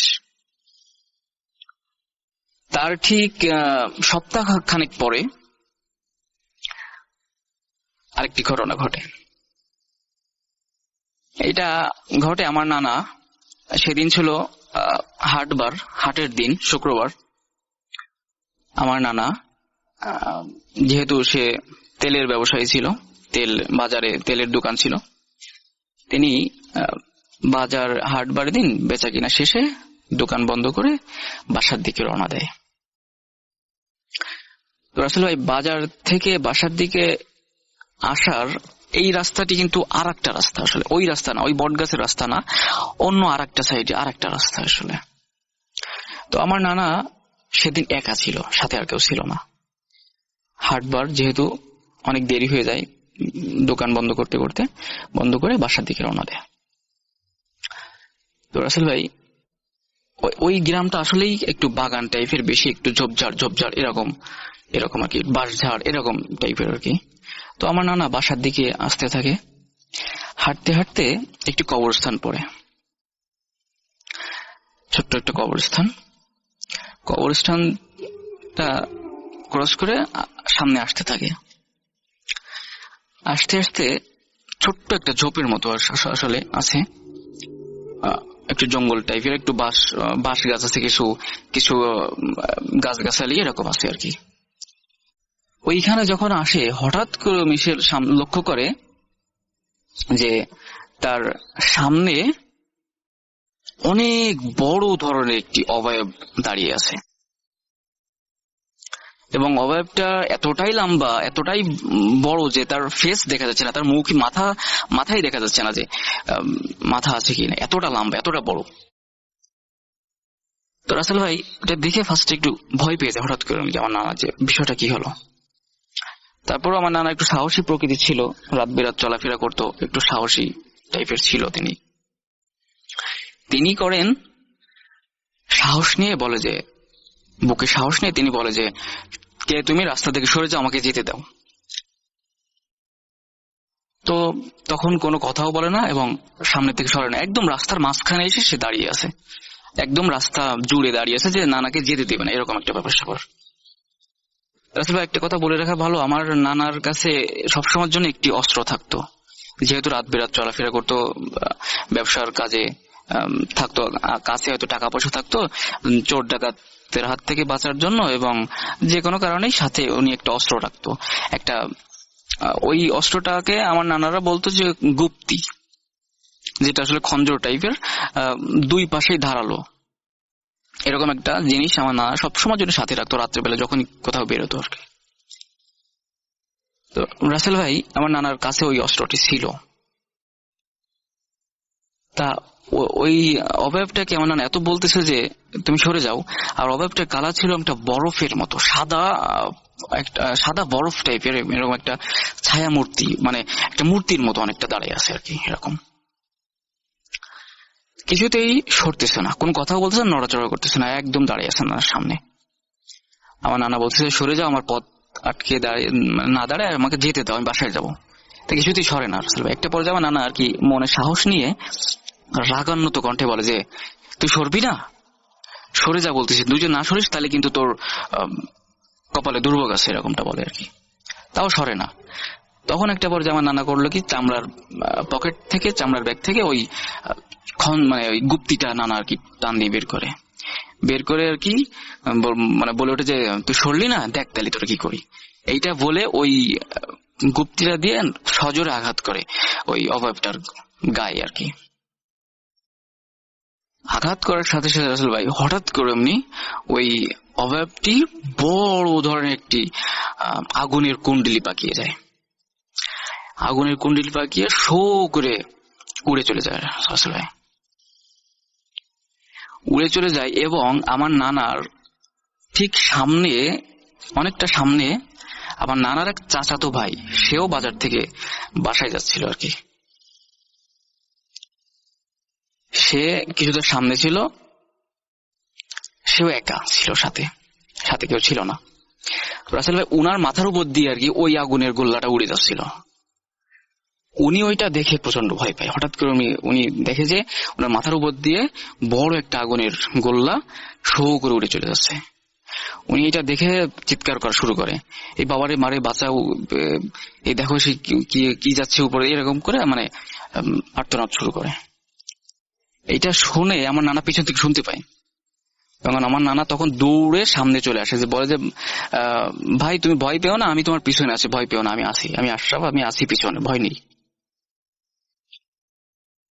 তখন আর কি উনি নানাকে দেখে একটু সাহস পায় এবং নানারে বলে যে ভাই তুই দেখছিস, আমার মাথার উপর দিয়ে কেবলই দেখলাম বড় একটা আগুনের গোল্লা উড়ে চলে গেল। তখন আমার নানা বলে যে না কই, কি আমি তো কিছু দেখিনি, তুমি ভুল দেখছো মনে হয়, এটা কিছু না, তুমি বাসায় চলো, ভয় নেই, এটা তুমি কিছু দেখোনি। এইরকম বলে তারা সান্ত্বনা দিয়ে আর কি বাসায় চলে আসে। বাসায় এসে ওই লোকটা অনেক ভয় পায়, যাই হোক তাকে অনেক ঝাড়ফুঁক করে। আমার নানা আসলে তিনি ভয় তার লাগেনি একদমই। তো রাসেল ভাই এই ছিল ঘটনা আমার নানার সাথে ঘটে যাওয়া ঘটনা। যদি ভালো লাগলে অবশ্যই শ্রোতাদের সাথে শেয়ার করবেন। ভূত.com দীর্ঘজীবী হোক। আপনারা সবাই ভালো থাকবেন, সুস্থ থাকবেন। কথা হবে হয়তোবা অন্য কোনো এপিসোডে, আমি আবার নতুন কোনো ঘটনা নিয়ে হয়তো আসবো। আপনাদের সুস্বাস্থ্য কামনা করে, উজ্জ্বল ভবিষ্যৎ কামনা করে আমি সুজন বিদায় নিচ্ছি। খোদা হাফেজ। পরের ঘটনায় যাচ্ছি। আসসালামু আলাইকুম রাসেল ভাই, কেমন আছেন? আশা করি খুবই ভালো আছেন এবং আমি জানি আপনি সবসময় ভালোর দলই আছেন। তো রাসেল ভাই, আমার ঘটনা শুরু করার আগে আমার সম্পর্কে কিছু বলতে চাই। আমি যখন 6-এ পড়ি রাসেল ভাই, তখন থেকে আপনার ভূত ফিল্মের সাথে কানেক্টেড। তো এমনও দিন গেছে যখন আমি তো ছোট ছিলাম, অনেক ভয় পাইতাম এবং আমি ছোটবেলা থেকে একটু ভীতু প্রকৃতির, বাট এখন হয়তো আপনার ভূত.com এবং প্লাস ভূত ফিল্ম শুনতে শুনতে একটু হলো সাহস বাড়ছে। তো এমনও দিন গেছে আমি যখন আপনার ভূত ফিল্ম শুনছি, তখন রাত্র তো অনেক হয়ে যেত, প্রায় 1-1.5 ঘন্টার শো চলতো, 2 ঘন্টার শো। তো এমনও দিন গেছে আমি ভয়ের কারণে টয়লেটে পর্যন্ত যেতে পারতাম না, ঠিক আছে, কিন্তু তারপর আমি প্রত্যেক শুক্রবার আমি ওই ভূত ফিল্ম শোনাই লাগবে আমার। তো রাসেল ভাই, ক্লাস 6 থেকে এই অনার্স সেকেন্ড ইয়ারে পড়ি, তো এই পর্যন্ত কানেক্টেড আছি আল্লাহর রহমতে। যতদিন পর্যন্ত ভূত ফিল্ম আছে, ভূত ফিল্ম তো শেষ, বাট ভূত.com কিন্তু আপনি তো আছেন, যতদিন পর্যন্ত আপনি আছেন, যতদিন পর্যন্ত আপনার শো আছে, যতদিন পর্যন্ত আমি আছি। তো রাসেল ভাই, ধন্যবাদ যদি আমার গল্প আপনি শুনান, অডিও ক্লিপটা। তো রাসেল ভাই, আর কোনো কথা না বলে আমি মূল গল্পে চলে যাই। রাসেল ভাই, আমার এই গল্পটা আমার নানার সাথে ঘটা। তো উনি যখন ছোট তখন, তো অনেক বছর আগের আমার এই ঘটনাটা পটুয়াখালী জেলার বরিশাল বিভাগ, রাজাপুর ইউনিয়ন। তো আমাদের গ্রামটা এইভাবে, আমাদের গ্রামে আশেপাশে প্রত্যেক বছর অনেক মেলা বসতো, যেমন বৈশাখী মেলা, প্লাস হলো হিন্দুদের পূজার সময় মেলা বসতো। তো আমাদের গ্রামের সবাই মনে করেন একসাথে মিলেমিশে থাকতো, এক গ্রামের মানুষ আর গ্রামে আসতে যেত, তো সবার সাথে ভালো বন্ডিং। প্লাস হলো রাসেল ভাই, একটা যে সত্যি কথা, যেটা যে গ্রামের ইয়ং জেনারেশন যারা আছে, ওরা কিন্তু অনেক সাহসী হয়। প্লাস হলো ওরা ভূতের সাথে দেখাশোনা অভ্যস্ত, যেমন অনেকেই অনেক প্যারানর্মাল বিষয় দেখে বা ফেস করে, তো তারা কিন্তু অতটা ভয় পায় না, ঠিক আছে, যদি একদম কঠিন কিছু না হয়। তো আমাদের গ্রামের 2 গ্রাম পরে একটা মেলা বসছিল কর্ণকদিয়া ইউনিয়নে, হয়তো অনেকে চিনবে। ওইখানে হিন্দুদের একটা মেলা বসছিল। তো ওই আমাদের গ্রাম থেকে প্রায় 5 থেকে 6 জনের মতো একটা দল ছেলেরা ওই মেলায় গেছে। মেলায় গিয়ে আপনার অনেক মজা টজা করছে, প্লাস হলো অনেক মজা ফুর্তি করছে। তখন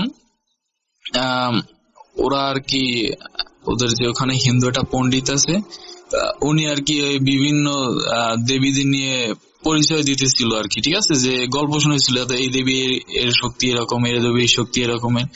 তো উনি বললো যে এভাবে একটা অপশক্তি আছে, উনি হলো যে মানে ওনারে দেখলে কলেরা হয়, ঠিক আছে, তো ওটা কি জানি নাম বললো, ওনার ওই দেবীটার নাম বললো কি জানি, উনিও দেবী বাট ওটা অপদেবী। তো আমাদের গ্রামের যারা গেছিল ওরা আর কি ওটা দেখে মানে ওটা শুই না আর কি হাসাহাসি করছে যে হ্যাঁ আরে কি সুন্দর আর কি, যে হ্যাঁ, কি এটা দেবী, মানে ওনার ইতে নাকি টয়লেট হয়, পেট খারাপ হয়, এই হয় সেই হয়, এটা নিয়ে হাসাহাসি করছিল। তো মানে পণ্ডিত ওনাদের মানা করছিল, যে গল্প শুনাইতেছিল উনি মানা করছিল যে না তোমরা এটা বইলো না। তারপরও ওরা নিয়ে হাসাহাসি করে তারপর ওরা যে যার মতো মানে মেলায় ঘুরা টুরা বাসার দিকে রওনা দিছে। তখন রাত প্রায় 12টা 12:30। তো ওরা রওনা দেওয়ার পর সবাই যে যার মতো আনন্দ ফুর্তি করতে করতে আসছিল। আমাদের এক গ্রাম থেকে আরেক গ্রামে যাওয়ার মাঝখানে একটা ব্রিজ ছিল, মানে চার আর কি, ওই যে বাঁশের তৈরি যেটা থাকে না সাঁকো, এখন ওটা আর কি ব্রিজ হয়েছে, বাট আগে সাঁকো ছিল।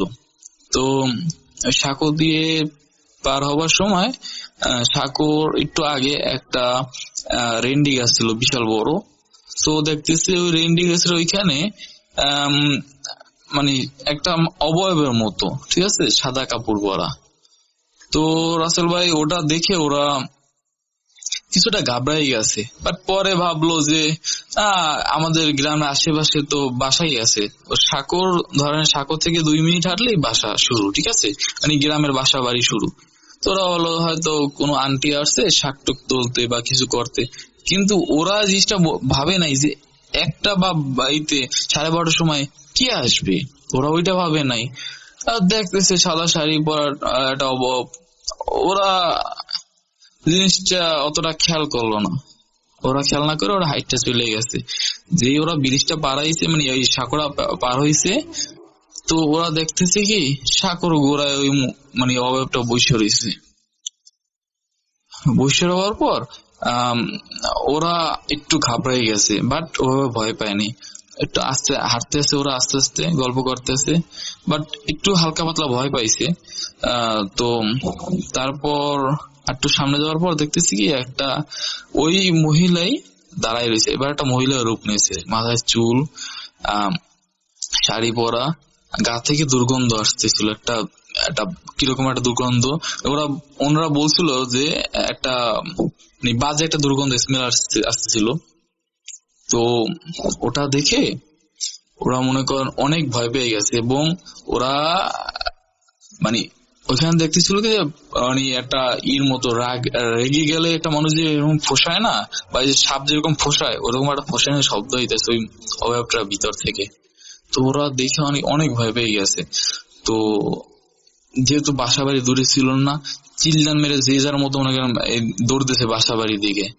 তো সবাই বাইরে আসছে, আসার পর ওদের আর কি নিয়ে হুজুরের কাছে নিয়েছে। ওই রাত্রি হুজুরে একটু মনে করেন পানি টানি পড়ে দিচ্ছে, কইছে সমস্যা নাই, তোমরা যে বাসায় যাও ঘুমাও, সমস্যা নেই। যে যার মতো বাসায় চলে গেছে, কোনো সমস্যা হয় নাই। তো এইভাবে 6 দিন পার হয়ে গেছে, কোনো সমস্যা নাই। তো 7 দিনের মাথায় ওরা যারা ছিল ওইখান থেকে একজনের অনেক টয়লেট হইতে আছে, পাতলা পায়খানা, ঠিক আছে। তো আর টয়লেট হইতে হইতে ওই লোকটা মনে করেন 3 দিনের মাথায় মারা গেল। প্লাস হলো ওনার ওইখানে যারা ছিল আরো যে 5 জন ছিল ওনাদেরও সেম অবস্থা, ঠিক আছে। তো এইভাবে ওরা একের পর এক মারা যাইতেছিল। 6 জনই পুরো 1 মাসের ভিতর 6 জনই মারা গেল। তো এই এর মধ্যে আবার একটা জিনিস শুরু হয়ে গেল রাসেল ভাই, যে গ্রাম, যেহেতু আমাদের গ্রাম এটা প্রত্যেকটা গ্রামই থাকে, বাসার আশেপাশে জঙ্গল থাকে, মানে বাগান টাইপের থাকে, ঠিক আছে, বড় বাগান, বড় গাছপালা। তো আমাদের গ্রামে ব্যাপক গাছপালা আছে। তো এখন তো রাসেল ভাই গ্রামের মহিলারা এক বাড়ি থেকে আরেক বাড়ি যায়, মাঝখানে হয়তো বাগান টাগান বের হইয়া যায়, রাস্তায় যাওয়ার থেকে বাগানের ভিতরে দেখলে শর্টকাট হয়ে যায়। তো একদিন বিকেলবেলা যে 6 জন গেছিল তারা সবার অবস্থাই খারাপ, সবাই মারা গেছে একদম এইতে টয়লেট হইতে হইতে। তো একটা আন্টি নানু হয় আমার সম্পর্কে। তো উনি তো ইয়ং বয়সী তখন, উনি পানির কলসি নিয়ে এক বাড়ি থেকে এক বাড়ি যাবে আর কি, এক বাড়ি থেকে পানি নিচে ওনার বাসায় আসবে। তো বাগানের ভিতর দেখতেছি কি একটা সাদা শাড়ি পরা একটা মহিলা বসে আছে নারিকেল গাছের নিচে। তো উনি আর কি কেমন জানি একটা ভয় পেয়ে গেছে, এটা সাদা শাড়ি পরা এরকম মহিলা তো আমি আগে দেখিনি কখনো। তো উনি ভয় পাইয়া উনি জিজ্ঞেস করলো কে, একবার জিজ্ঞেস করছে ই করে নাই, দুইবার জিজ্ঞেস করছে ই করে নাই, তিনবার জিজ্ঞেস করছে। তখন উনি কইছে যে তুই কে, তুই তাকা এদিকে তাকা, তুই কি কথা কইতে পারো না, এরকম একটা কথা কইছে। তো উনি যখন তাকাইছে উনি দেখতেছে কি যে এই মুখের মনে করেন চামড়া নাই, কোনো স্কিন নাই, মাংস মনে করেন খুশি খুশি পড়তেছে এই অবস্থা মনে করেন, চোখ দুটো একদম লাল। মানে উনি দেখা উনি এক দৌড়ে কলস সব রেখে দৌড় দিয়েছে, উনি দৌড় দিয়ে বাসায় চলে গেছে। রাত্রের বেলা ধুম জ্বর আর টয়লেট, ঠিক আছে। তো ওনার আর কি এইভাবে 2 দিন রয়েছে, 2 দিন পর উনিও মারা গেছে। তো রাসেল ভাই এইভাবে মনে করেন অনেকে আছে রাত্রের বেলা 10টা 10:30টায় বাজার থেকে, গ্রামের পাশে বাজার আছে, বাজার থেকে বাসায় আসে। তো আসার পথে দেখে এরকম দাঁড়ানো রয়েছে, যেই দেখছে সেই মারা গেছে, হয়তো 1 দিন পরে বা 2 দিন পরে। রাসেল ভাই এইভাবে মনে করেন গ্রাম থেকে প্রায় 30-40 জন মারা গেছে।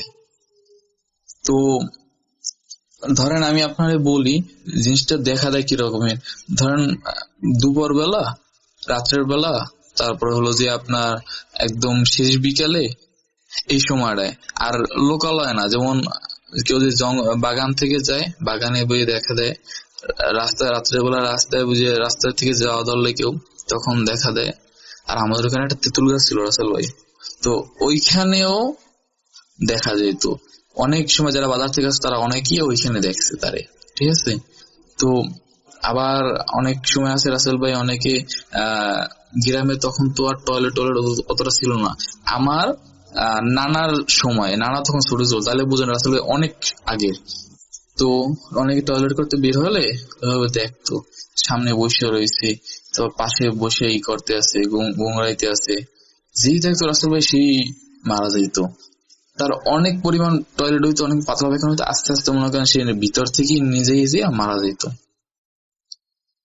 তো এভাবে রাসেল ভাই প্রায় 40 জনের বেশি মারা গেছে। মারা যাওয়ার পর সবাই দেখতেছে যে না, অবস্থা খুবই শোচনীয় হইতেছে রাসেল ভাই। একটা গ্রাম থেকে যে এতগুলো মানুষ মারা যায়, সবাই তো আতঙ্ক, কেউ বাসা থেকে বাইর হয় না। মনে করেন সন্ধ্যার আগে সবাই বাসায় ঢোকে, সব জায়গায় যাইলে মনে করেন ওইটারে দেখা যায়, ওইসব জায়গায় যায় না। কিন্তু ওই জিনিসটা মনে করেন বাসায় আসবে হাইটে বেড়ায়, আঙ্গুল দিয়ে মনে করেন, মানে এই যে খামছিলে যেরকম হয় না বাসায় টিনের বাড়িতে, ওরকম মাঝে মধ্যে শোনা যায় খামছে, ঠিক আছে। আপনার হলো রাত্রের বেলা আর তারপর বিকেল বেলা এই সূর্য ডোবার সময় এরকমের একটা সাউন্ড আসে। তো রাসেল ভাই এভাবে চলতেছিল, কিন্তু আর কয়দিন মানুষ এই সচেতন থাকে, 2 সময় বাইরে গেছে, যারা বেরিয়েছে তারাই মারা গেছে। আর জিনিসটা এইভাবে হয়ে গেছে যে রাসেল ভাই বাইরের গ্রামের মানুষ জানতে আসলে ওই জিনিসটা মহামারীর রূপ নিয়েছে আমাদের এইতে, যে দেখতো সেই মারা যাইতো। বুঝেন রাসেল ভাই যে কতটা ভয়ঙ্কর, একটা অভাব দেখতো আর সেই মারা যেত কিছুদিন পর, ধুম জ্বর হইতো, টয়লেট হইতে থাকতো, আর তার খাওয়ার কোনো রুচি থাকতো না। তো রাসেল ভাই এভাবে চলতেছিল। তো একদিন সকালবেলায় বৈঠক হয়েছে যে কি করা যায়, যারা মান্যগণ্য আছে সবাই বলে এই বৈঠক হয়েছে যে কি করা যায়, কি করলে এই মহামারীটা থামবে। গ্রামের যদি এতগুলো মানুষ মারা যায় রাসেল ভাই, এমনি মানুষের ভিতর আতঙ্ক ভয় সবকিছু গ্রাস করে নেয়। তো সবাই মিলা বৈঠকে বসলো। তারপর আমাদের ওই জায়গায় চরমনাই হুজুর, উনি আসতো, মানে আমাদের এখান থেকে একটু দূরে আর কি, বাট আমাদের আশেপাশে আমাদের রেঞ্জের ভিতরেই। যেমন সম্ভবত মনে হয় আমাদের এখান থেকে যেমন আমি এখনই ধারণা দেই যে আমাদের গ্রাম থেকে উনি যেখানে আসতো, এখানে এখন গাড়ির পথ হয়েছে, তো গাড়িতে যাইতে 60 টাকা সম্ভবত লাগে। তো এতটুকু একটা দূরত্ব, বেশি না আহামরি, হাইটে গেলে মনে করেন এক বেলা। তো তারা গেছে হুজুরের কাছে যাইয়া হুজুরের সব বলল। তখন হুজুরের ইয়ং বয়স, হুজুরের অনেক পাওয়ার। তো হুজুরের সবকিছু বলার পর হুজুর বলছে যে তোমরা চলে যাও, তোমাদের ভিতরে একজনের রেখে যাও, আমি তার সাথে আমার এখানে তো আজকে একটা মাহফিল আছে, আর হলো যে এখানে তোমাদের মতো আরো মানুষ আছে, তো আজকে আমি তাদের সময় দিই, কালকে আমি তোমাদের সময় দেবো। তো একজন মানুষ রেখে যাও যে আমার কোচিনে নিয়ে যাবে। তো এখানে রাখা হলো আমার নানার বাবারে। তো তারে রাইখে আসলো সবাই। যেই দিন আসলো ওই দিন একজন মানুষ মারা গেছে। তো রাসেল ভাই এমন একটা সিচুয়েশন তৈরি হয়ে গেছে, সবার ভিতরে আতঙ্ক, কে কোথায় দেখে বলায়। তো হুজুরে আসলো পরের দিন উনি আস্তে আস্তে দুপুর হয়ে গেছে। তো উনি আসার ভিতরেই দেখা গেল কি যে আপনার যে গরম পরিবেশটা, ঠিক আছে, সবকিছু গরম একদম, ঠিক আছে, মানুষ মধ্যে আতঙ্ক, এই গরম পরিবেশটা একদম নীরব হয়ে গেল কেমন জানি। তো উনি আসার পর আপনার উনি জিনিসটা সব শোনার পর উনি একটু সবকিছু ঘুরে ঘুরে দেখলো যে আমার নানার বাবারে বললো যে তুমি বাসার ভিতরে থাকো, আমি সবকিছু ঘুরে ঘুরে আসতেছি, তোমরা সবাই এই উঠানের ভিতর জড়ো হয়ে থাকো। তো উনি ঘুরলো, ওনার যে শিশু ছিল 2টা শিশু নিয়ে আসছিল, সবাই নিয়ে ঘুরে দেখে তারপর আসলো। তারপর বলল যে আপনাদের ভিতরে কেউ না কেউ ওনারে আনছে, ঠিক আছে, ওই অপশক্তিরে ঠাট্টা বিদ্রুপ করে আনছে। তো তারপর আর কি তারা মানে হুজুরকে বললো যে হুজুর এরকম প্রথমে এরাই মারা গেছে। তো হুজুর বললো যে তারাই কোনো না কোনো ভাবে আনছে। তো এখন এইটার সমাধান করা সম্ভব, বাট হলো আপনাদেরও অনেক সতর্ক থাকতে হবে। তো এইভাবে হুজুর আপনার হলো যে বাড়ির 4 কোণা, আপনার হলো যে আমাদের এখানে আমি আমার গ্রামটা বর্ণনা দিই। গ্রামে হলো যে বাড়িগুলো তো একটা উঠান থাকে, চারপাশে বাড়ি থাকে। তো এইভাবে মনে করেন আমাদের এখানে প্রায় 4 সারি এরকম বাড়ি আছে, বড় বাড়ি, ছোট বাড়ি, মেজো বাড়ি, এরকমের 4 বাড়ি আছে। তো প্রত্যেকটা বাড়ির আপনার হলো যে বাগান সহ 4 কোণায়, পশ্চিম পূর্ব এরকম 4 কোণায় 4টা আপনার হলো কি যেন লোহাটো আরো কি জানি আছে, ওগুলো পুঁতে দিয়ে গেছে। বলছে যে এইটা মানে অনেক ভিতরে গভীরে পুঁতে দিয়ে বলছে যে এইটা যেন কেউ না উঠায়, ঠিক আছে, যতদিন পর্যন্ত এইটা আছে ততদিন মতো এর ভিতরে তোমাদের কেউ কোনো ক্ষতি করতে পারবে না, তোমরা সুরক্ষিত থাকবা। তো এইভাবে মনে করেন কিছুদিন গেল, আর কোনো সমস্যা নাই, ওই মনে করেন বাগান টাগান সবকিছু বন্ধ করে দিয়ে আসছে। বাট আপনার হলো যে ওই যে তেঁতুল গাছটা বললাম রাস্তার পাশে, ওদিকে তো আর বন্ধ করে নাই। তো ওদিকে মনে করেন যারা আসতো, ঠিক আছে, মাঝে মধ্যে দেখতো, আর দেখলেই তো সে মারা যাইতো 2 দিন পর 3 দিন পর। আর একটা জিনিস আসল ভাই, যখন পর্যন্ত কেউ মারা না যাইতো ওইটা দেখার পর, ওই মারা যাওয়ার আগ পর্যন্ত আর কেউ দেখা দিত না, মারা যাওয়ার পর আবার দেখা দিত, এরকম একটা সিস্টেম চলতেছিল। তো এইভাবে আরো প্রায় 4-5 জন মারা গেছে। তারপর ওই হুজুরও চলে গেছিল। তো হুজুরের বাসায় গেল সবাই, বাসায় যাইতে তো 1 দিন লেগে গেল। তো হুজুরের আবার সব জানাই না হইলো। তারপর হুজুর তার 2 থেকে 3 দিন পর আসলো আবার। আসার পর উনি পুরা আপনাদের লজিয়া পুরা গ্রামটারে উনি ওই যে যেটারে বলে বন্ধ করে দিয়েছে আর কি, বা সুরক্ষিত করে দিয়েছে, সুরক্ষা কবচ দিয়ে দিয়েছে আর কি, ওইটা ওরকম। তো উনি গ্রামের সব কয়টা সীমানায়, মানে গ্রাম যেখান থেকে শুরু হয় ওই সীমানায় সব কয়টা ঘুরে ঘুরে কি যেন পুইতা দিয়েছে। তো উনি আর কি এই কাজটা করার জন্য একবেলা সময় নিছে। একবেলা আর কি, একবেলার ভিতর যা যা দরকার, যতটুকু মানে ফুফার কাজ যা আছে আর কি, আল্লাহর দুরূদ কালাম, অবশ্যই এটা রাসেল ভাই আল্লাহর দুরূদ কালাম ছাড়া সম্ভব না। এটা আল্লাহর মানে মহিমা ছাড়া কোনোভাবে সম্ভব না, এত বড় অপশক্তিটা করা। আল্লাহ তাআলাই তো বলছে যে রাসেল ভাই যে আমি সব সমক্ষমতার অধিকারী। তো শয়তানের ক্ষমতা তো এখানে কিছু না রাসেল ভাই। তো উনি আর কি আল্লাহর নাম কালাম যেটাই বলেন ওটা নিয়ে আপনার হলো যে স্টিলের যেগুলা, এই স্টিল তারপর আরো বিভিন্ন জিনিসপত্র সেগুলোর উপরে ফুটো দিয়ে অনেক কিছু লেখে রেখে উনি পুইতে থেকে গেল। আপনার পুরা আমাদের যে গ্রামটার পুরা চার কোনায় এভাবে পুইতে থেকে গেল, সব কয়টা কোনায়। তো রাসেল ভাই তারপর থেকে আল্লাহর রহমতে আর হলো যে হুজুরে বলছিল যে আপনারা একটা মিলাদের ব্যবস্থা করেন, আল্লাহর মনে করেন আল্লাহর কাছে আল্লাহর সন্তুষ্টি করে একটা মিলাদের ব্যবস্থা করেন, ঠিক আছে, যে আল্লাহর কাছে সাহায্য চাইয়া। তো এভাবে একটা মিলাদের ব্যবস্থা করলো হুজুর থাকা অবস্থায়। সবাই আসলো, সবাই এসে খাইয়ে দোয়া টোয়া করে খাইয়ে টিয়ে নিজের মতো বাসা চলে গেল, হুজুরও চলে গেল। তারপর রাসেল ভাই তারপর থেকে আল্লাহর রহমতে এই সমস্যা আর হয় নাই। আর মনে করেন কোন মানুষই আর ওরকম দেখে নাই।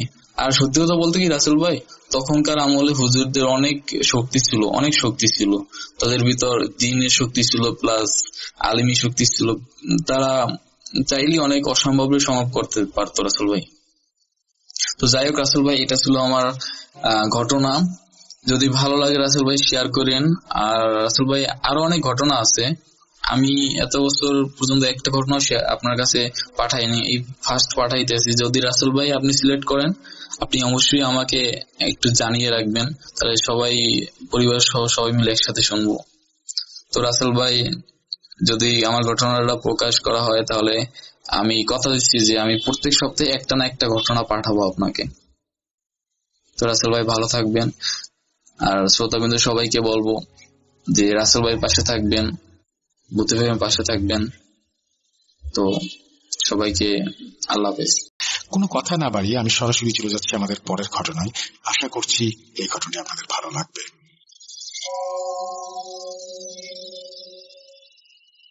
আসসালামু আলাইকুম রাসেল ভাই, আমার নাম নিলয় ছদ্মনাম। আমি ক্লাস 9-এর একজন ছাত্র। আজকে আমি একটা আমার জীবনের সাথে ঘটে যাওয়া ব্ল্যাক ম্যাজিকের একটা ঘটনা শেয়ার করতে চাচ্ছি। যদি ভালো লাগে তাহলে অবশ্যই শোনানোর অনুরোধ করব। স্টোরিটা 100% রিয়াল। ইভেন যদি আপনি প্রুফ চান তাও আমি দিতে পারবো, অনেক প্রুফ। তো ঘটনায় আমি শুরু করছি। ঘটনা হলো একটা ব্ল্যাক ম্যাজিক আমার সাথে এবং আমার ফ্যামিলির সাথে। তো ঘটনাটা শুরু হয় আমার আর্লি এজ থেকেই। তা আমি প্রথমে কে কিভাবে করেছে এটা বলবো, তারপর এগুলোর কি ফলাফল হয়েছে আমাদের ফ্যামিলির সাথে বা আমার সাথে সেটা বলবো। তো আমি থাকি রাজশাহীতে, রাজশাহীর কোন একটা জায়গায়। তো আমি ক্লাস 9-এ পড়ি এবং যখন আমি ছোট আমার ফ্যামিলি, আমার আব্বুর দাদির বাসা হলো চাপাই। তো আমার আব্বুরা হলো 4 ভাই। তো আমার আব্বু আমার 3 ভাইয়ের চাইতে আমার আব্বু একটু সফল আর কি, যথেষ্ট আর কি উন্নতি করতে পারছে আর কি জীবনে। তো আমার জন্মের আগে থেকে এটা আর কি আমার দাদির বাসার কারোরই সহ্য হইতো না এই বিষয়টাকে, আমরা কেন এত সফল বা এরকম টাইপের কিছু। তো আমি ছোটবেলা থেকে অনেক মেধাবী একজন স্টুডেন্ট, কারণ আমার কখনো 2 রোল হয়নি ছোটবেলাতে। আমার আর্লি নার্সারি থেকে 4 পর্যন্ত কখনো আমার 2 রোল হয়নি, অলওয়েজ 1 রোল থেকেছে এবং 5-এও 1 রোল ছিল। তো এটা কেন বলছি এটা আমি সামনের ঘটনাতে বুঝতে পারবেন। তো কে করেছে সেটা হলো আমার দাদি এবং আমার চাচি। আমার দাদি এবং আমার চাচি এই জিনিসটা ব্ল্যাক ম্যাজিক আমাদের সাথে করে। তো কেন করে এটা তো বুঝতেই পারলেন, কারণ আমরা একটু সফল জীবনে হইতে পারছি আর কি। তো আমার বাসায় কেউই আমাদের সহ্য করতে পারে না, আমার দাদির বাসায়। এই কারণে আমরা রাজশাহী আসি। রাজশাহী এসে আমরা এখানকার স্থানীয় বলতে গেলে, কারণ অনেকদিন থেকে আমরা আছি, বাসা বাড়ি সবই আছে আমাদের এখানে। তো আমি ক্লাস 4 পর্যন্ত আমার সাথে কোনো কিছুই হয়নি বা আমাদের ফ্যামিলির সাথে। পরে আমি বকাটে টাইপের ছেলে হতে শুরু করি, মানে আমার কোনো কিছুই মানে আমার ভালো ছিল না, ঠিক ছিল না। মানে আমি যেরকম পড়াশোনা করতাম আমার পড়াশোনা হইতো না, মানে আমার পড়তে বসলে মনে চাইতো কি না এখন পড়বো না বা এরকম। মা বাবা অনেক চেষ্টা করছে, কিন্তু আমার আম্মু আব্বুরা তো বুঝেনি এটা কিসের জন্য। তো আমি এমন স্টুডেন্ট ছিলাম, রাসেল ভাই আপনাকে বলি, আমি হয়তো রিস্কাতে স্কুল থেকে যাচ্ছি, এই সময়ও হয়তো যে 5 মিনিট আমি পাই ওইটাতে আমি বই করলে অঙ্কর সূত্রগুলো বা এগুলো পড়তাম যেন আমার স্কুলে যাওয়ার কোনো সমস্যা না হয়। তো হঠাৎ করে আমার পড়াশোনা সব বাতিল হয়ে যায়, মানে আমার মানে পড়াশোনা টোটালি অফ। ক্লাস 5 পিএসসি পরীক্ষাতেও আমার বোর্ডে নাম আসছিল। তো এরপরে হঠাৎ কেন আমার একবারে মানে ডিমোশন হয়ে যায়, এটা আমার বাসার মানুষ খুব চিন্তায় ছিল, আমাকে অনেক বকাবকি মারামারি করতো। তো তারপরেও আমার ঠিক হচ্ছিল না বিষয়টা এবং আমি অনেক খারাপ একটা ছেলে হয়ে যাচ্ছিলাম। রাসেল ভাই বলি, আমি মানে ক্লিয়ার করে সব বলতে চাই, আমার কোনো লজ্জা লাগছে না, কারণ এটা একটা সত্যি ঘটনা এবং আমার জীবনে যেটা হয়েছে এটা যেন আরো অন্য কারোর সাথে না হয় জন্য আমি ক্লিয়ারলি বলতে চাচ্ছি। আমি খুব আর্লি এজে স্মোকিং করা শুরু করি। তো স্মোকিং করা শুরু করি, খারাপ ছেলেদের সাথে মেশা শুরু করে দিই, মানে আমার টোটালি মানে ডিমোশন হয়ে গেছে এভরি প্লেস থেকে। মানে মানে আমার পজিশনটা একবারে লো ক্লাস ছেলেদের মতো হয়ে গেছে। তো এই মুহূর্তে আমার মানে এটা তো ছিল আমার মানে ক্যারিয়ার, মানে আমার একটা ডিফল্ট ছিল। তো এরপরে আমার সাথে শুরু হয় কিছু রহস্যময় কাহিনী। যেমন আমি যখন বাসায় থাকতাম, মানে আমার সাথে অনেক আজে বাজে জিনিস হইতো। মানে আমার যে ঘরটা ছিল ওই ঘরটাতে আমি আমার মামার সাথে ঘুমাতাম। তো মামা চলে যায় ঢাকাতে কাজের জন্য। তো তারপর থেকে আমি একাই মানে ঘরে থাকা শুরু করি ক্লাস 4-5-এ। তো তখন থেকে আমার সাথে এই খারাপ কাজগুলো হতে থাকতো। যেমন আমার বাসার পিছে মনে হতো কেউ কাউন্ট করছে, এবং কাউন্টটা এক সময় করতো আরবিতে আর এক সময় হতো বাংলাতে। তো এই বিষয়টা আমি বুঝতে না পেরে মানে আমার আম্মু আব্বুকে বলতাম, তো আমার আম্মু আব্বু বলতো না মানে তোমার এগুলো কথা মিথ্যা, কারণ মানে তারা ধারণা করে নিয়েছিল আমার আর জীবনে কিছু হবে না, আমি সব মিথ্যা কথা বলি। কারণ বললাম আমি বকাটা টাইপের হয়ে গেছিলাম। তো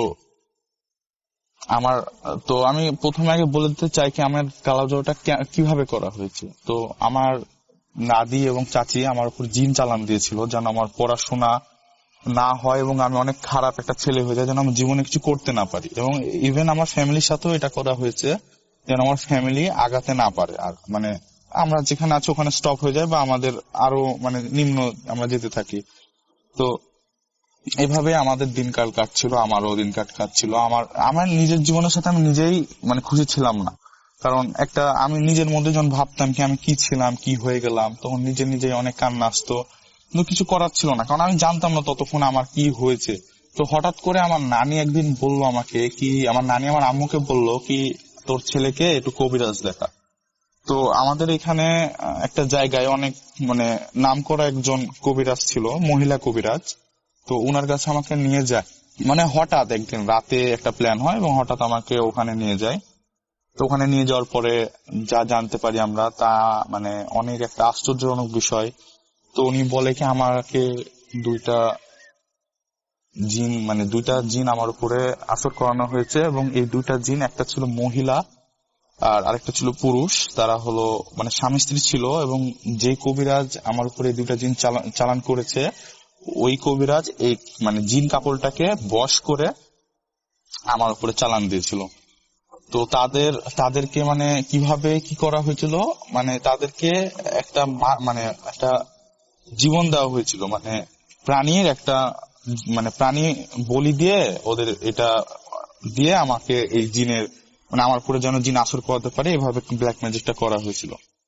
এবং আমার ফুল ফ্যামিলি মানে আমার পুরো বেশি জিনিসটা হয়েছিল, এবং আমার ফ্যামিলি মানে যেন আমার ফ্যামিলি ডিমোশনও হয়ে যায় এরকমও করানো হয়েছিল। তো কবিরাজটা অনেক প্রসিদ্ধ না হওয়ার কারণে, মানে প্রসিদ্ধ বাট আমার এই বিষয়টা পুরোপুরি হ্যান্ডেল না করার কারণে উনি ওনার গুরুর একটা খবর দেয়, উনিও মহিলা কবিরাজ, অনেক বয়স্ক ছিল। তো পরের দিনে আমাকে তার কাছে নিয়ে যায়, এবং মহিলা যে প্রথম কবিরাজটি ছিল তিনি যাননি, আমাকে অ্যাড্রেস দিতেছিল ফ্যামিলিকে, আমার ফ্যামিলি নিয়ে যায়।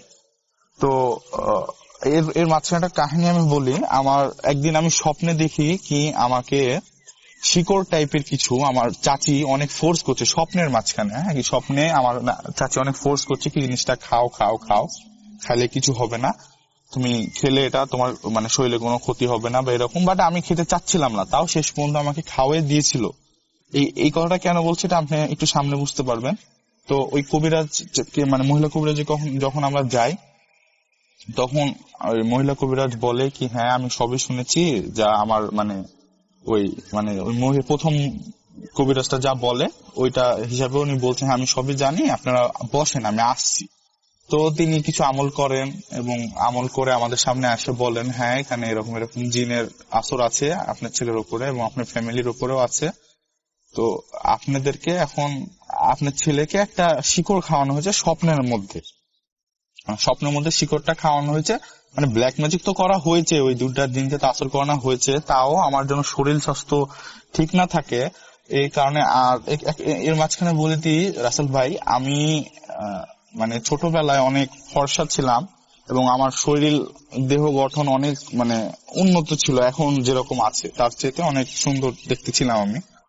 আপনি যদি মানে প্রুফ চান ভাই, তাহলে আমার ছোটবেলার ছবি এবং এখনকার ছবি দেখে আপনি অনেকটাই বুঝতে পারবেন, মানে আকাশ পাতাল তফাৎ। মানে কেউ যদি 2টা ছবি দেখে তাহলে বুঝতে পারবে না কি এই লোকটাকে আর এই ছেলেটাকে আর এই ছেলেটাকে। তো রাসেল ভাই এভাবে আমার তো তখন যে মহিলা কবিরাজটা বলে কি এখন এই ছেলের কাছ থেকে যে শিকড়টা এটা আপাতত মানে না করতে হবে, বের করতে হবে শরীর থেকে।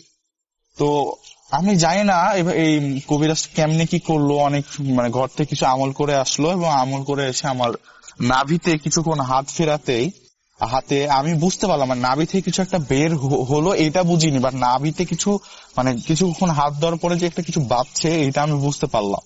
পরে কিছুক্ষণ আবার মানে হাত দেওয়ার পরে বড় একটা শিকড় বের করলো নাভি থেকে আমার। তো বললো এই যে শিকড়টা ওকে স্বপ্নের মাঝখানে খাওয়ানো হয়েছে।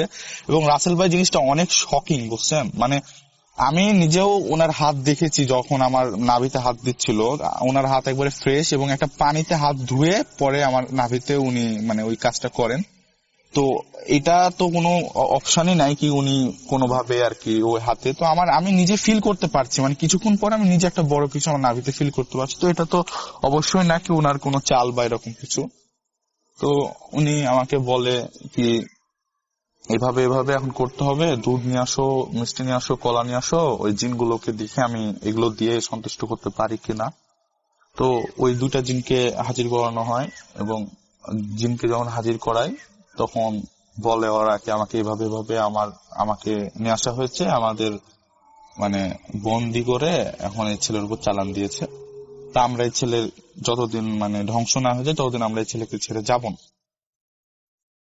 তো তারপরে অনেক মানে আমল করে বা উনি যা করে আর কি কবিরাজরা অনেক চেষ্টা করে আমার মানে জিনিসটা তাবিজের মাধ্যমে আর কি কিছু কমায় রাখছিল, এমন নাকি আমার শেষ হয়ে গেছে, বাট কমায় রাখছিল যেন বেশি ক্ষতি না করতে পারে আমার।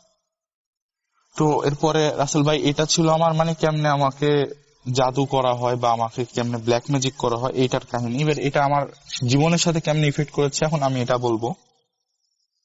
তো ওই কাহিনী মানে ওই জিনিস জানার পরে রাসেল ভাই বিশ্বাস করেন আমাদের ফ্যামিলির মানে জানার পরে আমার চাচি এবং দাদি আরো জিনিসটা বাড়িয়ে দেয় কবিরাজকে, মানে যে কবিরাজের মাধ্যমে কাজ করা হয়েছে ওনাকে বলে আরো জিনিসটা অ্যাডভান্স করে দেওয়া হয় আমাদের ব্ল্যাক ম্যাজিকটা। তো এরপর থেকে আমাদের বাসাতে এমন জিনিস হচ্ছে যেটা মেনে নেওয়ার মতো না, এটা একবারে স্বাভাবিক কিছুই না। মানে আমরা যখন বাসায় থাকতাম আমাদের রাতের বেলা আমরা যে বাসা আগে থাকতাম ওই বাসাটা ছিল হলো অনেক পুরাতন বাসা, আমরা কিনেছিলাম। তো আমরা ভাবছিলাম ওইখানে ভেঙে আমরা বাসা বানাবো।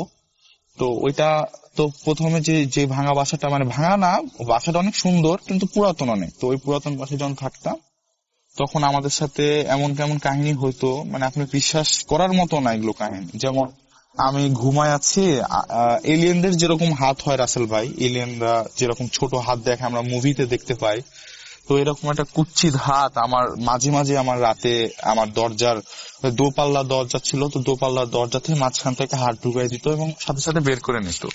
তো আমি বাসা ঘরের মানে আমি প্রচুর সাহসী ছিলাম রাসেল ভাই, এখন পর্যন্ত আমাকে এগুলো গ্রাস করতে পারেনি, মানে প্রচুর ভয় দেখানো হয়েছে, প্রচুর হচ্ছে, কিন্তু আমি কখনো এগুলোতে মানে বিলিভ করিনি। আমি সাথে সাথেই দরজা খুলে দেখতাম কেউ নাই। আবার আমার ফ্যামিলি সবাই শুনতো কেউ নুপুর পরে বাথরুমে যেত, আমাদের একটাই বাথরুম ছিল ওই বাসায়, বাথরুমে যেত, দরজা ছিল টিনের, তো অনেক শব্দ হইতো কেউ খুললে। তো খুলে যেত ঠিকই, কিন্তু কেউ আর আসতো না, মানে 1 ঘন্টা হয়ে যাচ্ছে, দেখা যাচ্ছে কেউ আসছে না রাসেল ভাই বাথরুম থেকে। তো বিষয়টা অনেক ভয়াবহ ছিল। বাসার অনেকেই বের হতো এবং বের হয়ে দেখতো কি কেউ নাই, মানে বাথরুমে কেউ গেছে বাট কেউ আসেনি, বা দরজা ঠিকই বন্ধ থাকতো।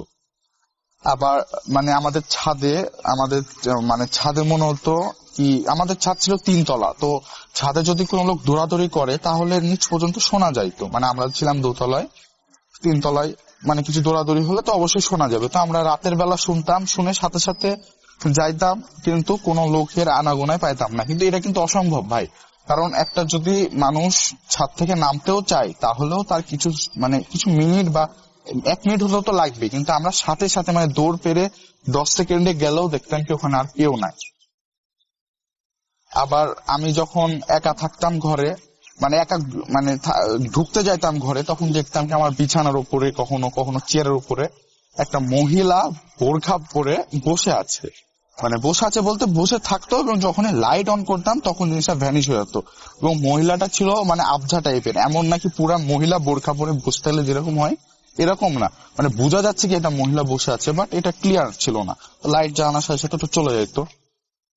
আর যেহেতু আপনাকে রাসেল ভাই আমি আগেই বলেছি আমি বকাটা টাইপের ছেলে হয়েছিলাম এবং স্মোক করতাম, তো আমার স্মোকের নেশাটা এরকম হয়ে গেছিল ক্লাস 6-7-এ কি আমি রাতের বেলায়, মানে অলওয়েজ রাতের বেলায় আমি 2টা-2টার দিকে বের হয়ে যেতাম স্মোক করতে। আমাদের এখানে দোকান আছে, ওই দোকান থেকে মানে সিগারেট কিনে স্মোক করতাম। তো আমাদের যেই দোকানটা দোকানে যাওয়ার জন্য পথটা হলো 1/2 কিলোমিটার, তো আমি হেঁটে হেঁটে যাইতাম। এবং আমি কানে হয়তো আমার এয়ারপডসে হয়তো গান ছেড়ে দিতাম, অনেক সময় ভূত এফএম এর আগের যেগুলো স্টোরি ওগুলো ছাড়তাম, অথবা ভূত.com এর যেগুলো স্টোরি ওগুলো ছেড়ে আমি যাওয়া শুরু করতাম। তো মাঝে মাঝে আমি দেখতাম আমাদের এখানে একটা কোয়ার্টার আছে, মানে সরকারি কোয়ার্টারের যে খেজুর গাছে মানে একটা যদি কাপড় যদি একটা মানে ইয়া করা হয় রাসেল ভাই, একটু যদি মানে কাপড় যদি আপনি দেন গাছে পুরো লেপটায়, এবং ওটা যদি হাওয়াতে ভাসে পতাকার মতো লাগে, কিন্তু ওইটা আমি দেখতাম কি পতাকা ছিল, বাট মানে পতাকাটা কেমন লাগতো আবঝা, মানে ওই ব্লার করে দিলে যেমন লাগে না ওই রকম। তো এটা আমি দেখার সাথে সাথে চোখ নামাই দিতাম এবং আমার এয়ারপডস এর নয়েজ ক্যান্সেলেশন অন করে আমি হাঁটা ধরতাম। ঠিক আছে, মানে আমার এটা কোনো প্রবলেম হইতো না, কারণ আমি বললাম আগে আমি অনেক সাহসী, আমি এগুলো অনেক কিছু দেখার ফলে আমার আর এগুলো কিছু মনেই হয় না। তো রাসেল ভাই একদিনকার ঘটনা বলি আমি বাসা থেকে বের হয়েছি স্মোক করার জন্য। তো আমি যেতে যেতে মানে জিনিসটা ফিল করি, 2টা লোক বা 2টা পায়ের শব্দ, মানে 2টা লোক যদি পিছিয়ে হাঁটাহাঁটি করে, তো ওরকম শব্দ খুব আস্তে আস্তে, মানে এরকম না অনেক জোরে শুনতে পাচ্ছি আমি, আস্তে আস্তে আমার পিছে আসছে। কিন্তু এইরকম 2টা-2টার সময় কোন লোকের রাস্তা দিয়ে আমার পিছিয়ে পিছিয়ে হাঁটার মানে কোনো লজিক হয় না, কারণ এটা তো ক্যাজুয়াল বিষয় কি 2টা-2টার সময় কে বের হবে, ঠিক না? তো আমি এটা শুনতে পারতাম, বাট আমি পিছিয়ে কখনো তাকাতাম না, কিন্তু কারণ সবাই জানে কি পিছিয়ে তাকালে হয়তো কোনো খারাপ কিছু হবে, আমি পিছিয়ে তাকাতাম না কখনো। কিন্তু যখন আমি মানে দোকানের কিছু সামনে চলে আসতাম, মানে রাস্তা যখন শেষ হয়ে যায়, রাস্তাটা ভাই ছিল পুরো অন্ধকার, আমি যে রাস্তায় যাইতাম দোকানে, তো কিছু সামনে যখন আলো দেখতে পাই বা তখন শব্দটা থেমে যায়। আর শব্দটা থামতো মেইনলি একটা বট গাছের নিচে, মানে বট গাছের নিচে একটা ডাবের ফ্যাক্টরি আছে, মানে ডাবের ফ্যাক্টরি বলতে ডাবের একটা কারখানা আছে, ওখানে ডাব আসে মানে আনলোড হয় এবং মানে ওখান থেকেই মানে মানুষে দেয় ডাব, মানে যারা ব্যাপারী, তো ওইখানে মেইনলি শব্দটা থেমে যেত। তো এইভাবে মানে আমি নিজেকে এটা কন্ট্রোল করতে পারতাম না, মানে যেহেতু আমার ভিতরে ভয় থাকতো না, কিন্তু আমি মাঝে মাঝে এরকম বের হয়ে যেতাম রাতের মাঝখানে। তো এইভাবে আমার জীবন কাটছিল এবং কবিরাজও কিছু করতে পারছিল না, মানে কবিরাজ জিনিসটাকে আটকে রেখেছিল কিন্তু কিছু করতে পারছিল না, মানে এই জিনিসটা একবারে ভ্যানিশ করতে পারছিল না দুইটা জিনকে আমার কাছ থেকে এবং আমার ফ্যামিলির কাছ থেকে। তো এবার আমি যখন বড় হয়েছি এবং ক্লাস 8-এ জিএসসি দিব, আমাদের জিএসসি বাতিল হয়েছে রাসেল ভাই, তাও একটা প্রিপারেশন তো লাগে। তো আমার একটা জিএসসি ছাত্র হিসাবে আমার যেটুক পড়া উচিত আমি তার 1%ও পড়তাম না। মানে আমি দিনে 1 ঘন্টাও আমি বইয়ে আমি মন টিকাতে পারতাম না। তো মানে বিষয়টা এমন, আমি পড়তে বসলেই আমার মনে হতো কি আমার মাথা ব্যথা করছে, মানে মাথা ফেটে যাচ্ছে। আমার বহু ডাক্তার দেখানো হয়েছে মাথা ব্যথার জন্য, বাট ওরা বলে মানে স্ক্যান করে বা অনেক পরীক্ষা নিরীক্ষা করে বলে মাথায় কোনো সমস্যা নাই, বাট এটা আমার মাথা ব্যথা করতো, মানে এমন করতো এটা মাইগ্রেনের পর্যায়ে চলে যেত, এমন মাথা ব্যথা করতো। তো ডাক্তারের কাছে গেলে বলতো না আপনার ছেলে নর্মাল, আপনার ছেলে কোনো অসুখ নাই, মাথা জড়িত কোনো অসুখ নাই। তো রাসেল ভাই এবার যখন আমার মাথা ব্যথা হতো তখন তো নর্মালি কেউ পড়তে মনোযোগ দিতে পারবে না, তো এইভাবে আমার এইটাও পড়া হয়নি। যেহেতু অটো পাস সেহেতু এবার বেঁচে গেলাম জিএসসিতে, কিন্তু এবার এসএসসিতে যাই না রাসেল ভাই, কি করতে পারবো না পারবো, তাও সর্বোচ্চ চেষ্টা করছি ভালোভাবে পড়াশোনা করা। আর আমি রাসেল ভাই যখন থেকে আমার সাথে এগুলো হওয়া কম হয়েছে, মানে এখন আমার যে কবিরাজ আমার সাথে আমার মানে কাজ করতো সেই কবিরাজ অনেকটাই এটা মানে বন্ধ করতে পারছে, এবং অনেক মানে ওদের অনেক কিছু বলি দিয়ে বা অনেক কিছু উপহার দিয়ে ওদের থামানো আছে জিনগুলোকে। তো আমি এখন নিজের জীবনটাকে মানে পুরোটাই পরিবর্তন করে ফেলেছি। ইভেন আমার পার্সোনাল একটা ফোনও নাই, আমার যে ফোন ছিল ওইটা আমি বন্ধ করে আমার মায়ের কাছে জমা দিয়ে দিয়েছি কি আম্মু আমি আজকে মানে এখন থেকে আমি ভালো জীবন লিড করা শুরু করব। তো ক্লাস 8 পরে আমি যথেষ্ট মানে ভালো হওয়ার চেষ্টা করছি নিজের মাঝখান থেকে, যেহেতু একটা মানে আমার যেটা ছিল ভিতরে ওইটা কিছুটা কম, মানে যে জিনগুলো যেগুলো আমার আসর করতো ওগুলোর যেহেতু কম, আমিও নিজের মাঝখানে বিষয়টা এরকম করে গড়ে নিয়েছি যেন আমাকে আর কেউ এরকম মানে না করতে পারে, জিনগুলাও যেন আমাকে কন্ট্রোল না করতে পারে। তো আমি সব থেকে আমার ভালো, এবং আমার যে এত স্মোকিং এর যে অভ্যাসটা ছিল সেটাও এখন আর নাই, এখন আমার স্মোকিং এর বিষয়টাও নাই, এবং আমি যাদের সাথে চলাফেরা করতাম বকাটা ছেলেপেলেদের সাথে ওদের সাথেও আমি আর চলাফেরা করি না। তো তাও আমাকে প্রতিনিয়ত এগুলোর শিকার হইতে হয় রাসেল ভাই। যেমন আমি যখন ঘরে ঢুকি ওই যে একটা মহিলা বসেই থাকে মাঝে মাঝেই, আবার রাতে আমার মনে হয় খাট কেউ সামনে থেকে মানে পায়ের ওখান থেকে চাড়ছে, কিন্তু যখন তাকায় দেখতাম তখন না, খাট ঠিকই আছে কিন্তু আমার মনে হতো খাট চাড়ছে। তো রাসেল ভাই এটাই ছিল কাহিনী, এখন আমার জীবনে হয়ে যাচ্ছে। যদি মানসম্মত মনে হয় ঘটনাটা, আমি গুছাই বলতে পারিনি, যদি মানসম্মত মনে হয় বা মনে হয় এটা ছোট ভাইয়ের নিজের জীবনের কাহিনী, এবং আমি কাহিনীটা বলছি কারণই হলো কি আমার যেগুলো মানে আমার সাথে যেগুলো মানে আমার বয়সের যেগুলো ছেলে আছে তাদেরকে আমি সতর্ক করতে চাচ্ছি, তুই যতই জিন তোমার উপরে আসর করুক, নিজের যদি ঠিক করতে চাও তাহলে অবশ্যই আল্লাহকে ভরসা রেখে ঠিক করা সম্ভব। কি আমাকে যতই জিন আসর করুক আমি নিজেকে পরিবর্তন করবো, আল্লাহর নাম নিয়ে শুরু করবা, দেখবা ইনশাআল্লাহ হয়ে গেছে। তো এই মেসেজটা দেওয়ার জন্য রাসেল ভাই আমার ইমেলটা দেওয়া, আর আমার জীবনের যেই সত্যি কাহিনীটা এটা যেন অনেক মানুষ জানতে পারে, এর জন্য আমার কাহিনীটা আপনাকে বলা।